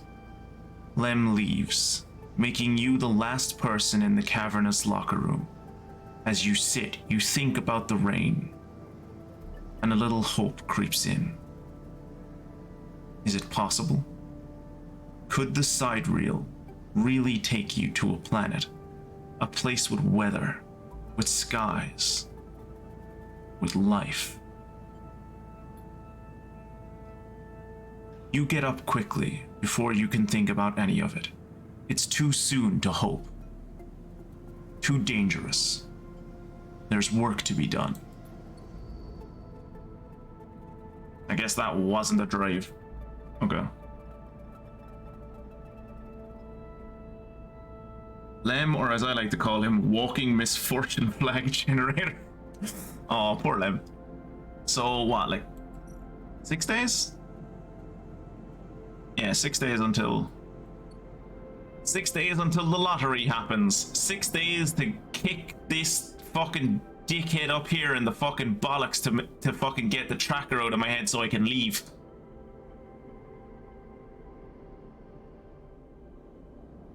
Alright, do I have anything to sell? No. Let's patch up our arm.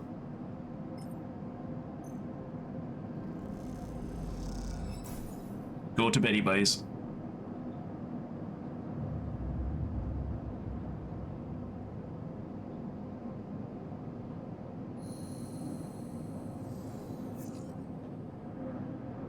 Hey, 2 6s.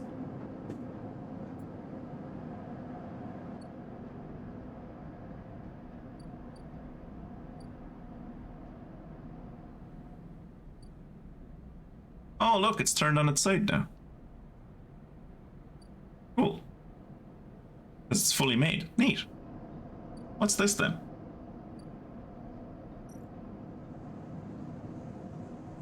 Havenage draw. Right, okay. Well, that's what that is. What's this? Moving the horizon. Stelis are apparently going to start moving the sidereal horizon to the hub soon. Why would the game tell me this?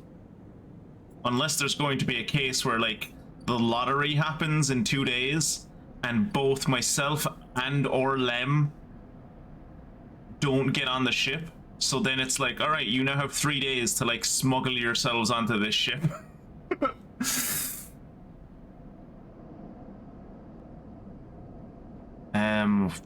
What work do I have to do? I suppose I could do work up in... Oh yeah, I have Rabia. Fuck, I forgot about Rabia. Alright.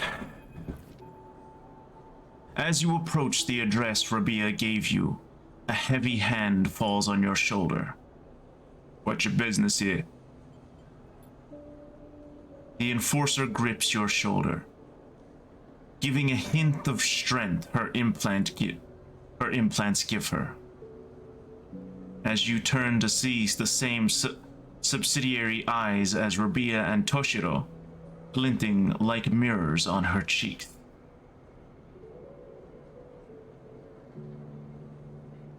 Gia, please. The sleeper is here by my invitation. At Rabia's command, the hand immediately loosens and an apologetic look replaces the scowl on Gia's face. Of course. Rabia, I'm sorry. Rabia waves her away. Don't you worry. I appreciate your protective instincts. She smiles at the enforcer. How about you head to the tambour? I have a delivery coming and they'll need some help with the lifting. Gia nods and walks away. Thank you.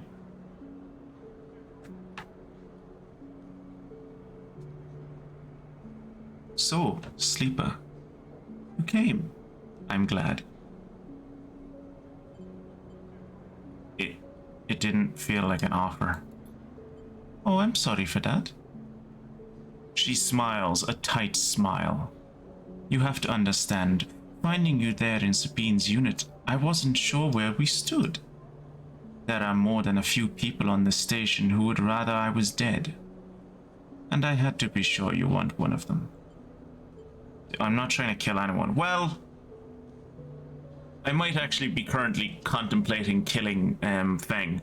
But aside from that, I'm not trying to kill anyone. I'm glad. Rabia begins walking and gestures for you to walk with her. She takes you down a staircase into the bustling walkways of the low end. What do you know about Yatagan? You run the low end? That sounds impressive. We run out of the low end, yes, we don't run it. People with carts push past, moving carts of supplies around the thin and winding passages. Our reputation is one that implies threat. That is fair to say. We are framed as aggressors, parasites, criminals. She gestures around at the people in the passageway. But when was the last time you saw a lawmaker on the eye? A policeman? Who makes the laws here? Average? Yes. They like to believe so, don't they? But by claiming a lineage that extends back into Erlen's union, they assume the burden of authority. But they have no authority here. Out past the Bright Market, where few work in their shipyard or pay their docking berths. If you had spent your time in the low end, maybe your opinion of us would be different. This is our place, our people. The low end was empty in Erlen's time. They didn't need to house thousands. and keeping the yards and the rotunda safe was work enough. No, the low end was reclaimed later, when the refugees started arriving. Rabia meets your eye. The collapse didn't just happen here on this station. When Solheim collapsed, the entire system felt it. Colonies were abandoned. The moons of Ember and Cinder suddenly gained independence overnight. Some took advantage. Some tried to hold it together. Yet more fled. The Eye became a refuge, and Erlen, to his credit, extended an open hand to everyone. But many within his organization disagreed, and those new arrivals weren't as simple to corral as they had hoped. Rabia leads you through a small market hall, busy with small stalls and traders. Erlen's union was made of workers, administrators, people who are malleable and already organized into hierarchies and networks. The refugees came in from different factions and families, were scared, injured, desperate. Conflict was inevitable. Yatagan is a child of that conflict, a child born out of the need for us to stand up and claim our future, to provide security, strength. People call us a gang, but we are a community. I take my position as lieutenant seriously, and from my birth I have worked to earn it. Rabia catches herself before she raises her voice any further. You both walk in silence for a while, among the smells and textures of the low end. You start to wonder if this place could be a home for you too. Where do I come into this? Rabia smiles and thinks for a moment before she responds. I believe that you understand the importance of a refuge. So, I also believe that you wish to help keep this place safe. She exhales quietly. For this reason, I would like you to trust me. I do not know what Sabine told you about us, but I imagine it was not good. I will be honest with you, Sleeper. I was never comfortable with having Sabine as part of Yatagan. An ex-corporate employee? It goes against our nature. But their deal was with Yannick. I kept my distance, made sure Sabine had their surgery, kept it supplied, that was all. But I cannot allow people to go back on the promises they have made to us. Yatagan has not lasted this long because it is a charity. We offer and ask for support. Any betrayal will be treated as an attack. A gang is just a community that scares wasps.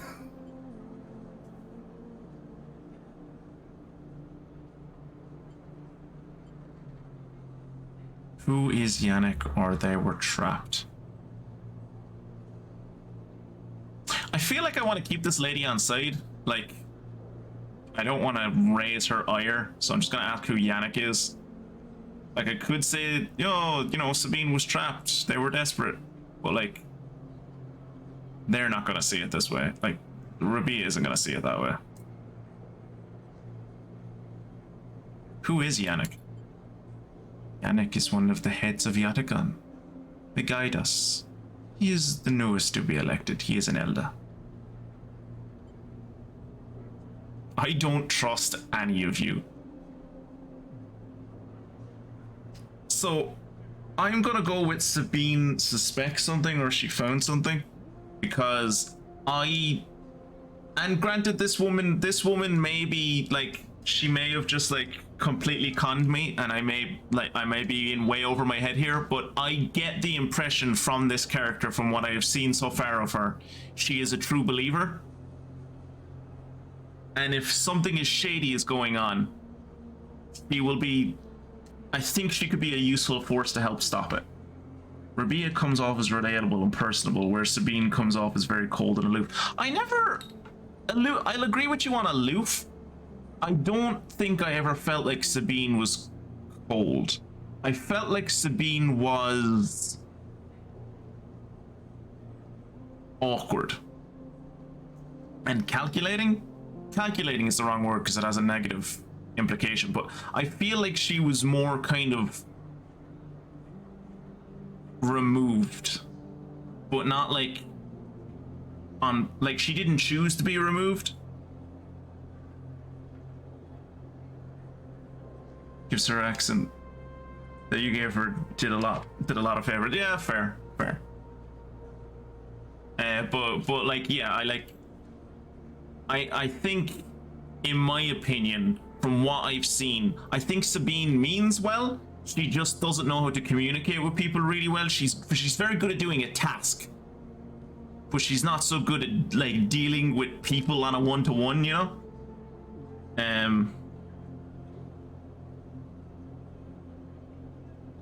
Yeah. No, I can see that. Like, I suppose the way I was looking at her was kind of like outside of the lens of just us, right? Like I was looking at her as though, like, you know, so I've seen, because I like, you know, we've both played RPGs, we've both played video games that have this character archetype in it before, right? Like the Ripper Doc that like is just trying to help the community, but the only way they can do that is to work for the gang that like forces them to like, you know, do all the stuff that they would prefer not to do for the gang, like, you know, make drugs or heal wounds or whatever. The way I saw it with Sabine was like she was one of those characters where they were one of those characters where they were just trying to do the best they could, but this was the only way they could see to do it. Like, they'd been in a corporate setting before, they'd seen how they'd made lives worse, and they went, this is not for me, I have to make up for this, I have to like redeem myself. So they went out and tried to start up this surgery, and then it was like, the impression I got was Yadagan came around to him and was like, if you run a surgery on our turf, you're going to need protection in case someone comes in here and burns down your surgery. And they were just like, fucking okay, I guess I'll take this deal. But yeah, like I definitely during this conversation I've become more like Rabia has definitely won me over in this conversation. Like when we first met Rabia, and it was kind of like she might beat the shit out of me and kill me at any moment. I was a bit like uncertain of her, but like the more, like definitely in this conversation, I think she's become more friendly in my opinion. To me, it feels like she's been burned by something and doesn't want to trust anyone. Yeah, I could get that. Yeah, I could definitely see that.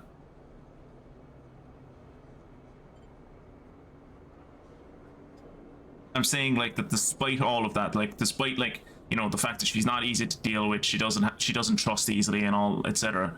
I think at the core of it, she's a good person who's trying to do the right thing. She just doesn't really know maybe how, or to more so how to do it while working with other people. So I'm going to say Sabine found something. Please. I don't want to hear your accusations. They only wanted to escape their death. They would have said anything. But where are they now? To stand behind their claims.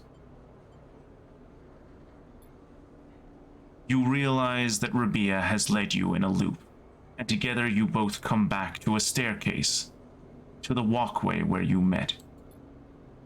You are free to go, Sleeper. I have said what I wish to say. She looks out through the windows of the walkway. I would prefer this place. I would protect this place with my life, as it has protected me. I want to make that clear. She turns back. However, if you too wish to come under its protection, I can help you. Return here if you wish, and there will be tasks for you to complete. You will be able to see Yatagan, to see the lower end with your own eyes. not as others frame us. As for Sabine, she pauses to consider her words. I will not ask you to betray them. But if they contact you again, consider their motivations carefully. With that, Rabia leaves, slipping back into her office while you stare out at the countless units, each a home, each with a story that make up the low end. Well, that was cool. That was a really like neat kind of character piece that they did there. I enjoyed that little scene. Lotilla aid. Bring mushrooms to the briar. I don't even know where to get mushrooms. I assume it's in the cult. I assume I have to help out the cult, and the cult will be like, oh yeah. Hack Harden's network. I hate that this is one of the quests. Now, I hate that I have to do this. I hate that I have to do this because the only way to disable my tracker is to help this dickhead. She's also wearing a raincoat indoors. Absolute psycho. I took the raincoat to be an indication that she's a germaphobe.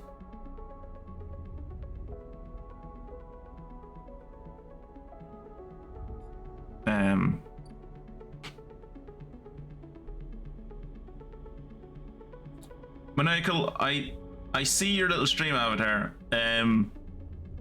I think it and by all means, if you continue to if you like being the doggo, by all means continue. But I think there is, I think there's a custom avatar for you. If you scroll down below the stream and look in the stream avatars panel, I think there is a custom avatar that exists for you. I might be wrong. It's either a custom avatar exists for you, or Wimbley had planned to make one and then never got around to it. I think the cheaper parts of the slums, wearing a raincoat to avoid shit leaking, is sensible. Yeah. Work for Rabia. Spend time as a Yatagan enforcer. Can y'all imagine me as an enforcer? Jesus. That would be hilarious. Me as an enforcer. Well, I can actually do intuit things. Yatagan perform many roles, from protection to logistics and everything in between. You never know what you may have to face on a patrol. However you feel about Yatagan, it seems working with Rabia is your best chance to get an insight into the organization.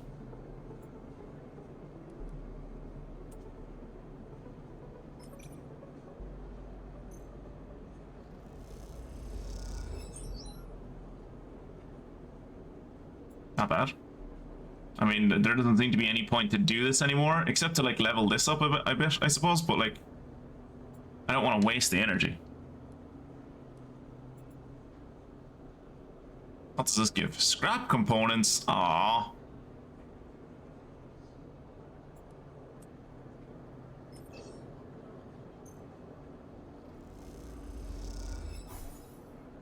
Energy? I was promised scrap. You said scrap components. Son of a bitch. Alright, do I have to pay to go to the high end again? Or to the greenway? No, I don't. Okay, cool. That was a one-time payment. I do like that the payments in this for traveling between sections are one-time things. Because when I saw that you had to pay a toll to get into the low end, I was like, oh Jesus. Is this gonna be fucking every time I want to go down here I have to pay this dude 60 credits? But no, it doesn't seem to be.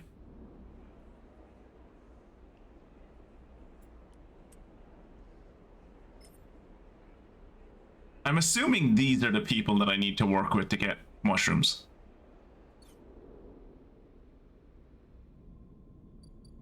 I also remember that I can get scrap. Never mind, I can't get scrap. Flaming Briar. I haven't actually talked with these characters. Welcome to Episode Flux. Episode Flux is the first of 3 episodic updates to Sleeper Citizen, telling the story of the refugee flotilla that has arrived at the Eye. All 3 episodes, Flux, Refuge, and Purge, are now available. Completing The liver spores action will begin the episode, but be aware that it is intended for late game play. Okay. I understand. I don't, but, you know, whatever.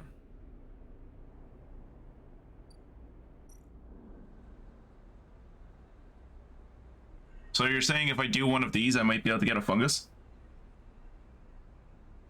Oh no, you were saying what is it?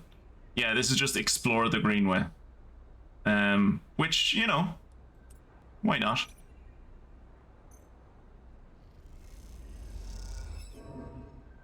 That's why. That's why not.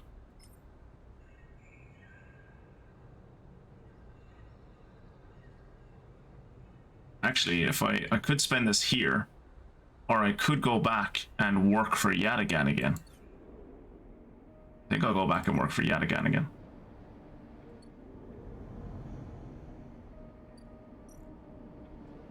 Oops.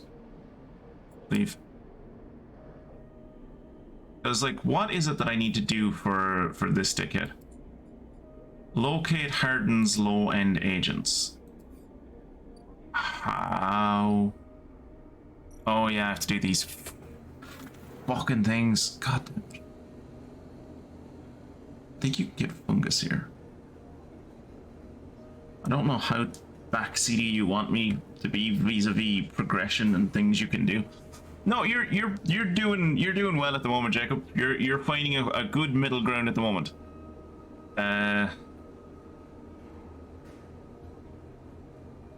So it's only by doing express delivery that I'll get things targets.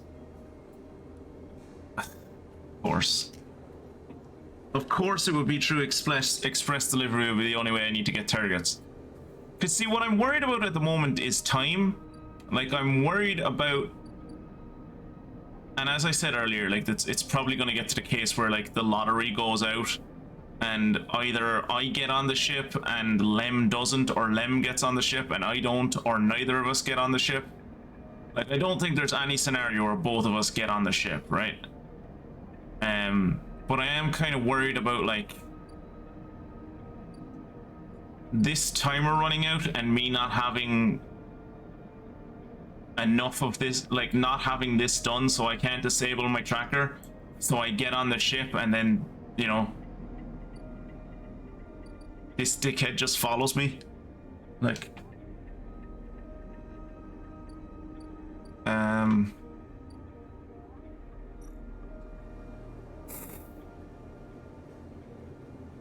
so, like, doing the noodle manufacture will not get me Fang's targets. I have to do this, unfortunately. Okay, I went about as well as I could have expected it to go. A shortcut across a bridgeway means 3 happy customers and 3 big tips. You start to understand the makeshift unit markings.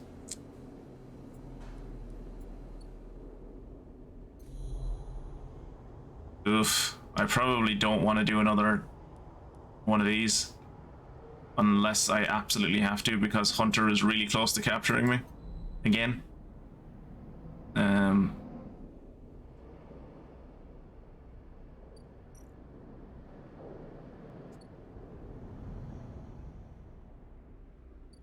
This one, ugh, it's risky. I could lose energy.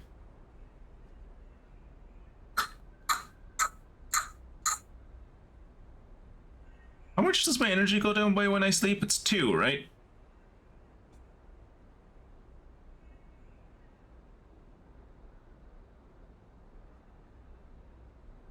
Yeah, 2.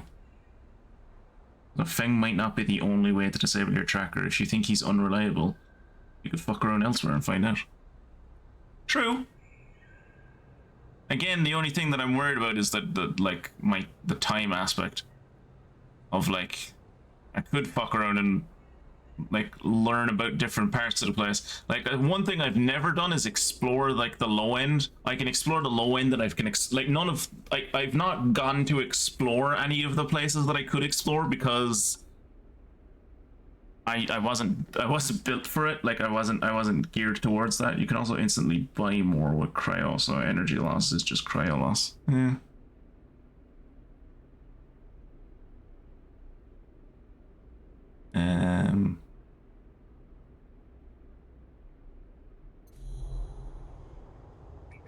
Oh, cool. I forgot about this.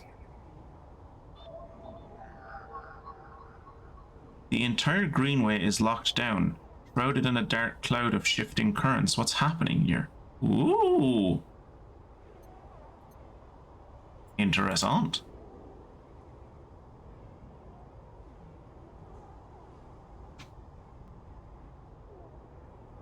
Well, that's cool.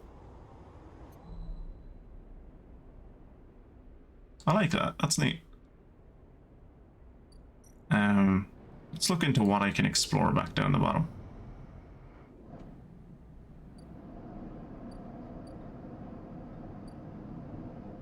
I can explore the rotunda.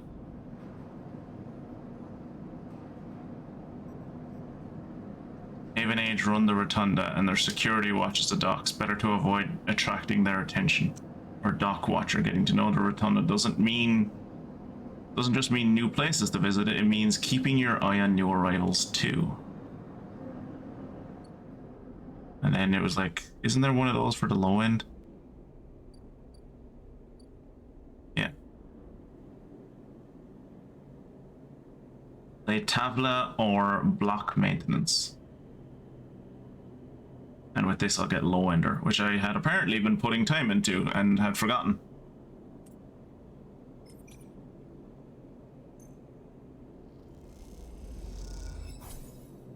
Hey.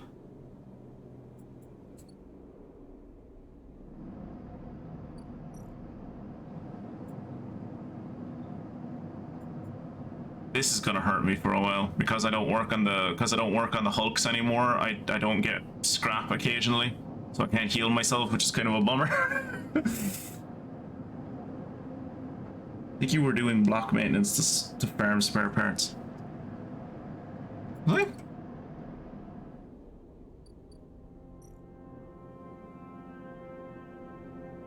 Oh yeah, I suppose you do get... See... So, like, it shows here that both of these go into this. But then when you look at the predictive reasoning, it says the only thing that'll come out of this is plus energy or minus energy. Whereas this one, you get low ender. So I looked at this and was like, oh yeah. There's no point in doing block maintenance because the only thing you get out of it is energy. But, like, clearly that's not the case. You've been blinded by the pink text. I have, yeah. I've been blinded by it.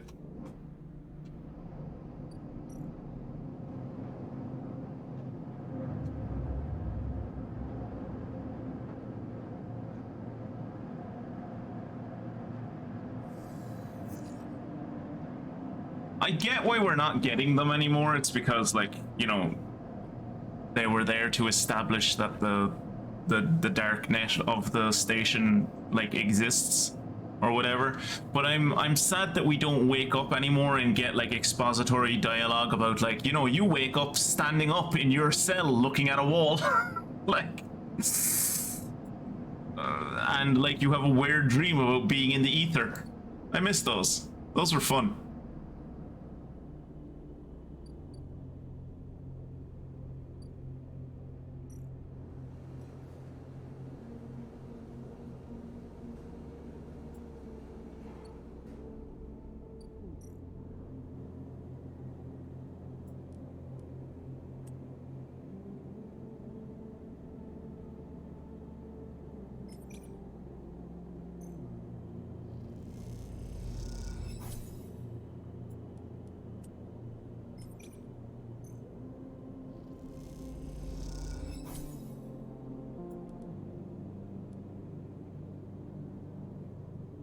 You end up in a tight match with an older man, and a small crowd gathers. You lose, but the pats on your shoulder suggest you gain some supporters.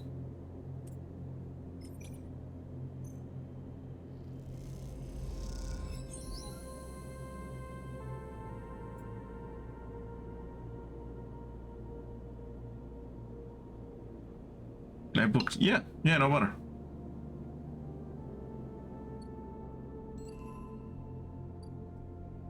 derelict unit.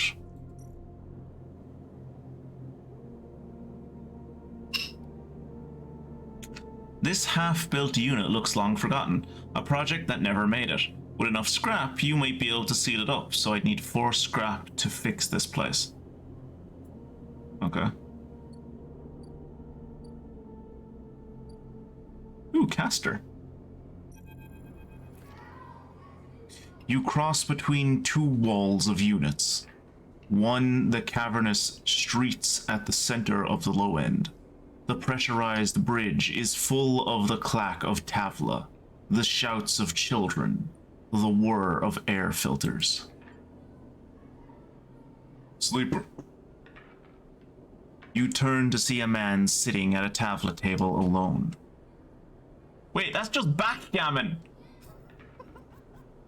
Just backgammon! Oh, they gave it this cool name and I thought it was some kind of exotic kind of space game that they'd made up. It's just backgammon, fuck's sake.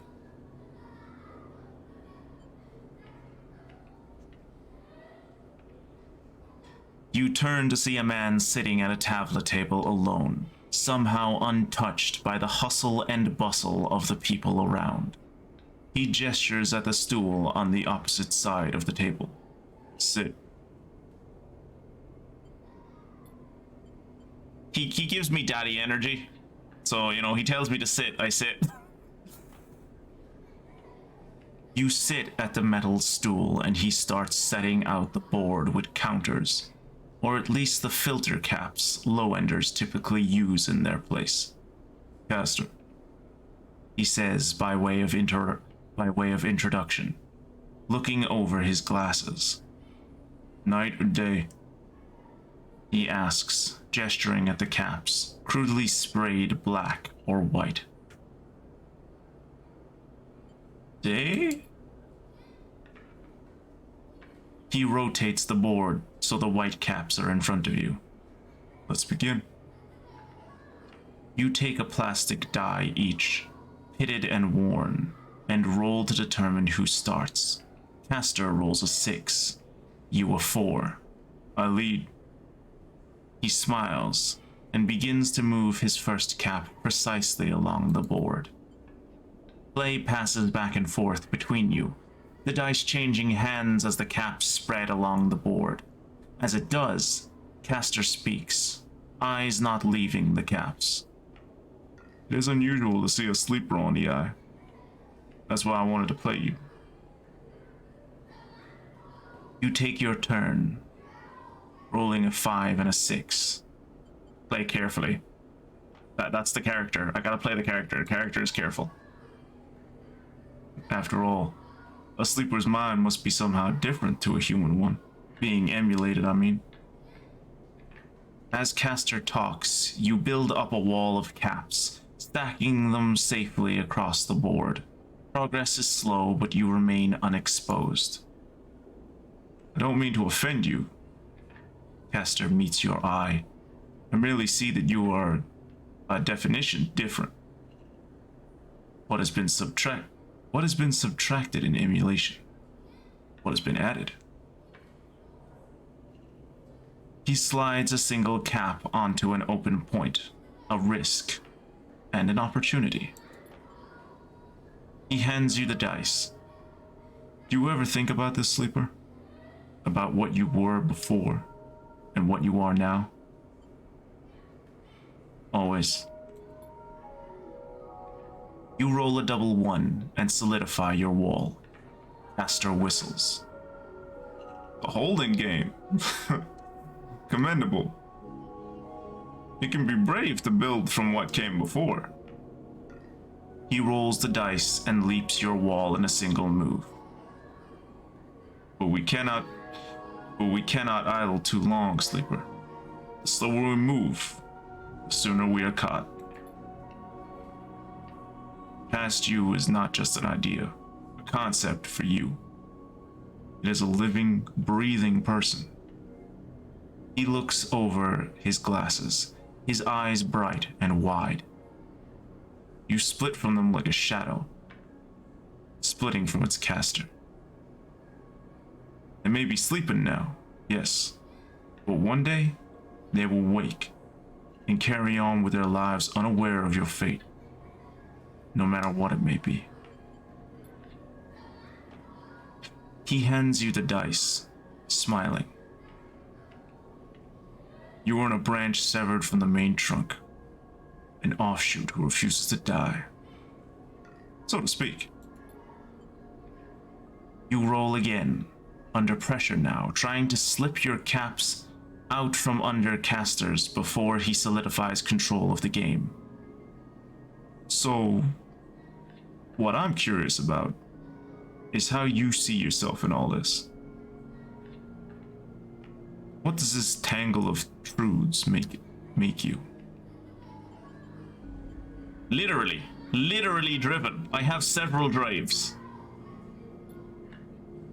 I am all-wheel drive. Caster laughs. That much is obvious, Sleeper. I see it in your eyes. You are eager to make all this count for something. Caster looks away, through the glass of the crowded units on all sides. But driven towards what? He starts removing caps, his home board now full. Is there an end here?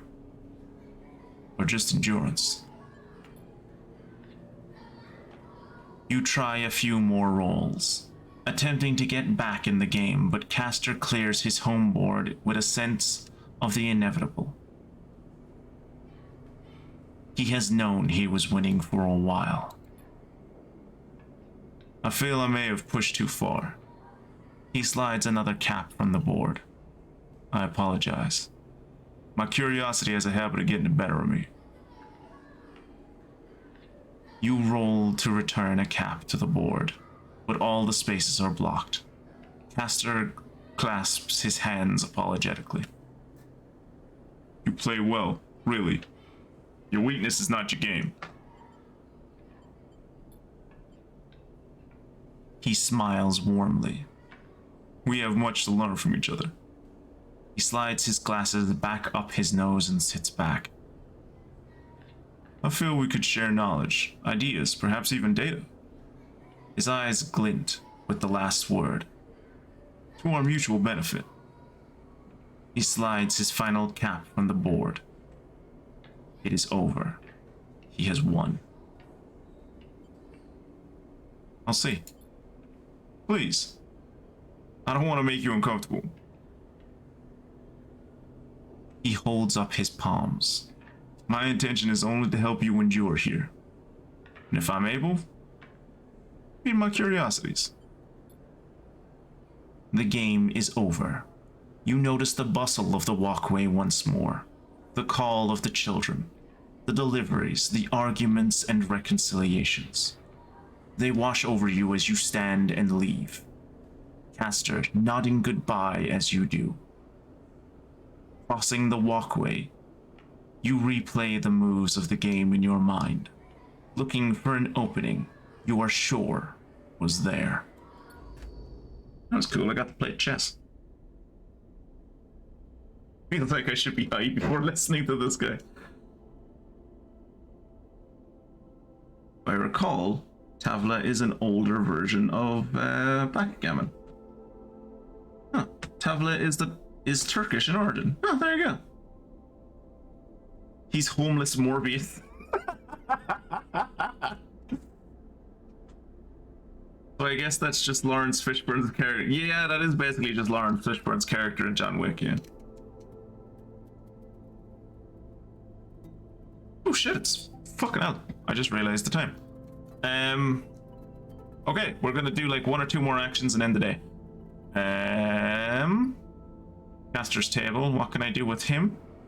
I can give him Yatagan business, or I can give him Haven Age business. Fascinating.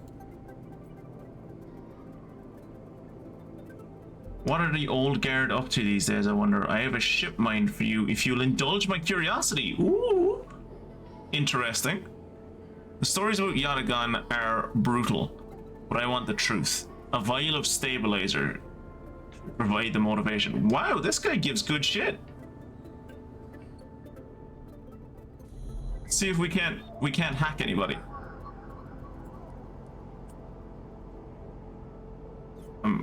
Honestly, I'm not gonna lie, I kind of want the ship mined more than I want the stabilizer.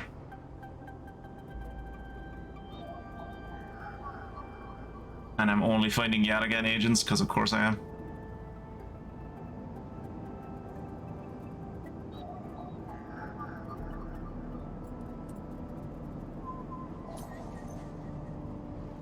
Oh shit, I'm gonna have to interact with Hunter, I forgot about that. I forgot about Hunter. One or two more actions. If only decision paralysis wasn't such a heartless bitch. Oh, he didn't show up this time.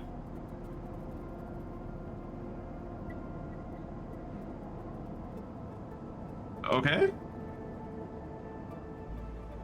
That's actually more worrying than if he had shown up.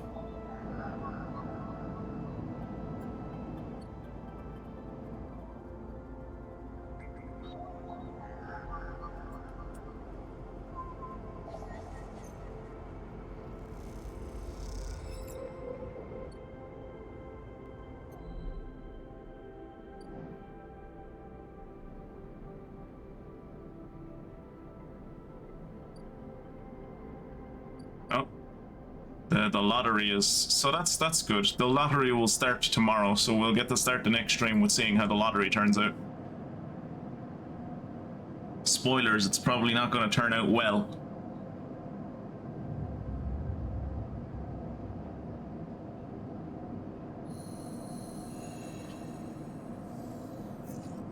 Oh. Right. Well, that'll be me for this evening then. Thank you again for everyone who hung out, and thank you, Jacob, for keeping me company.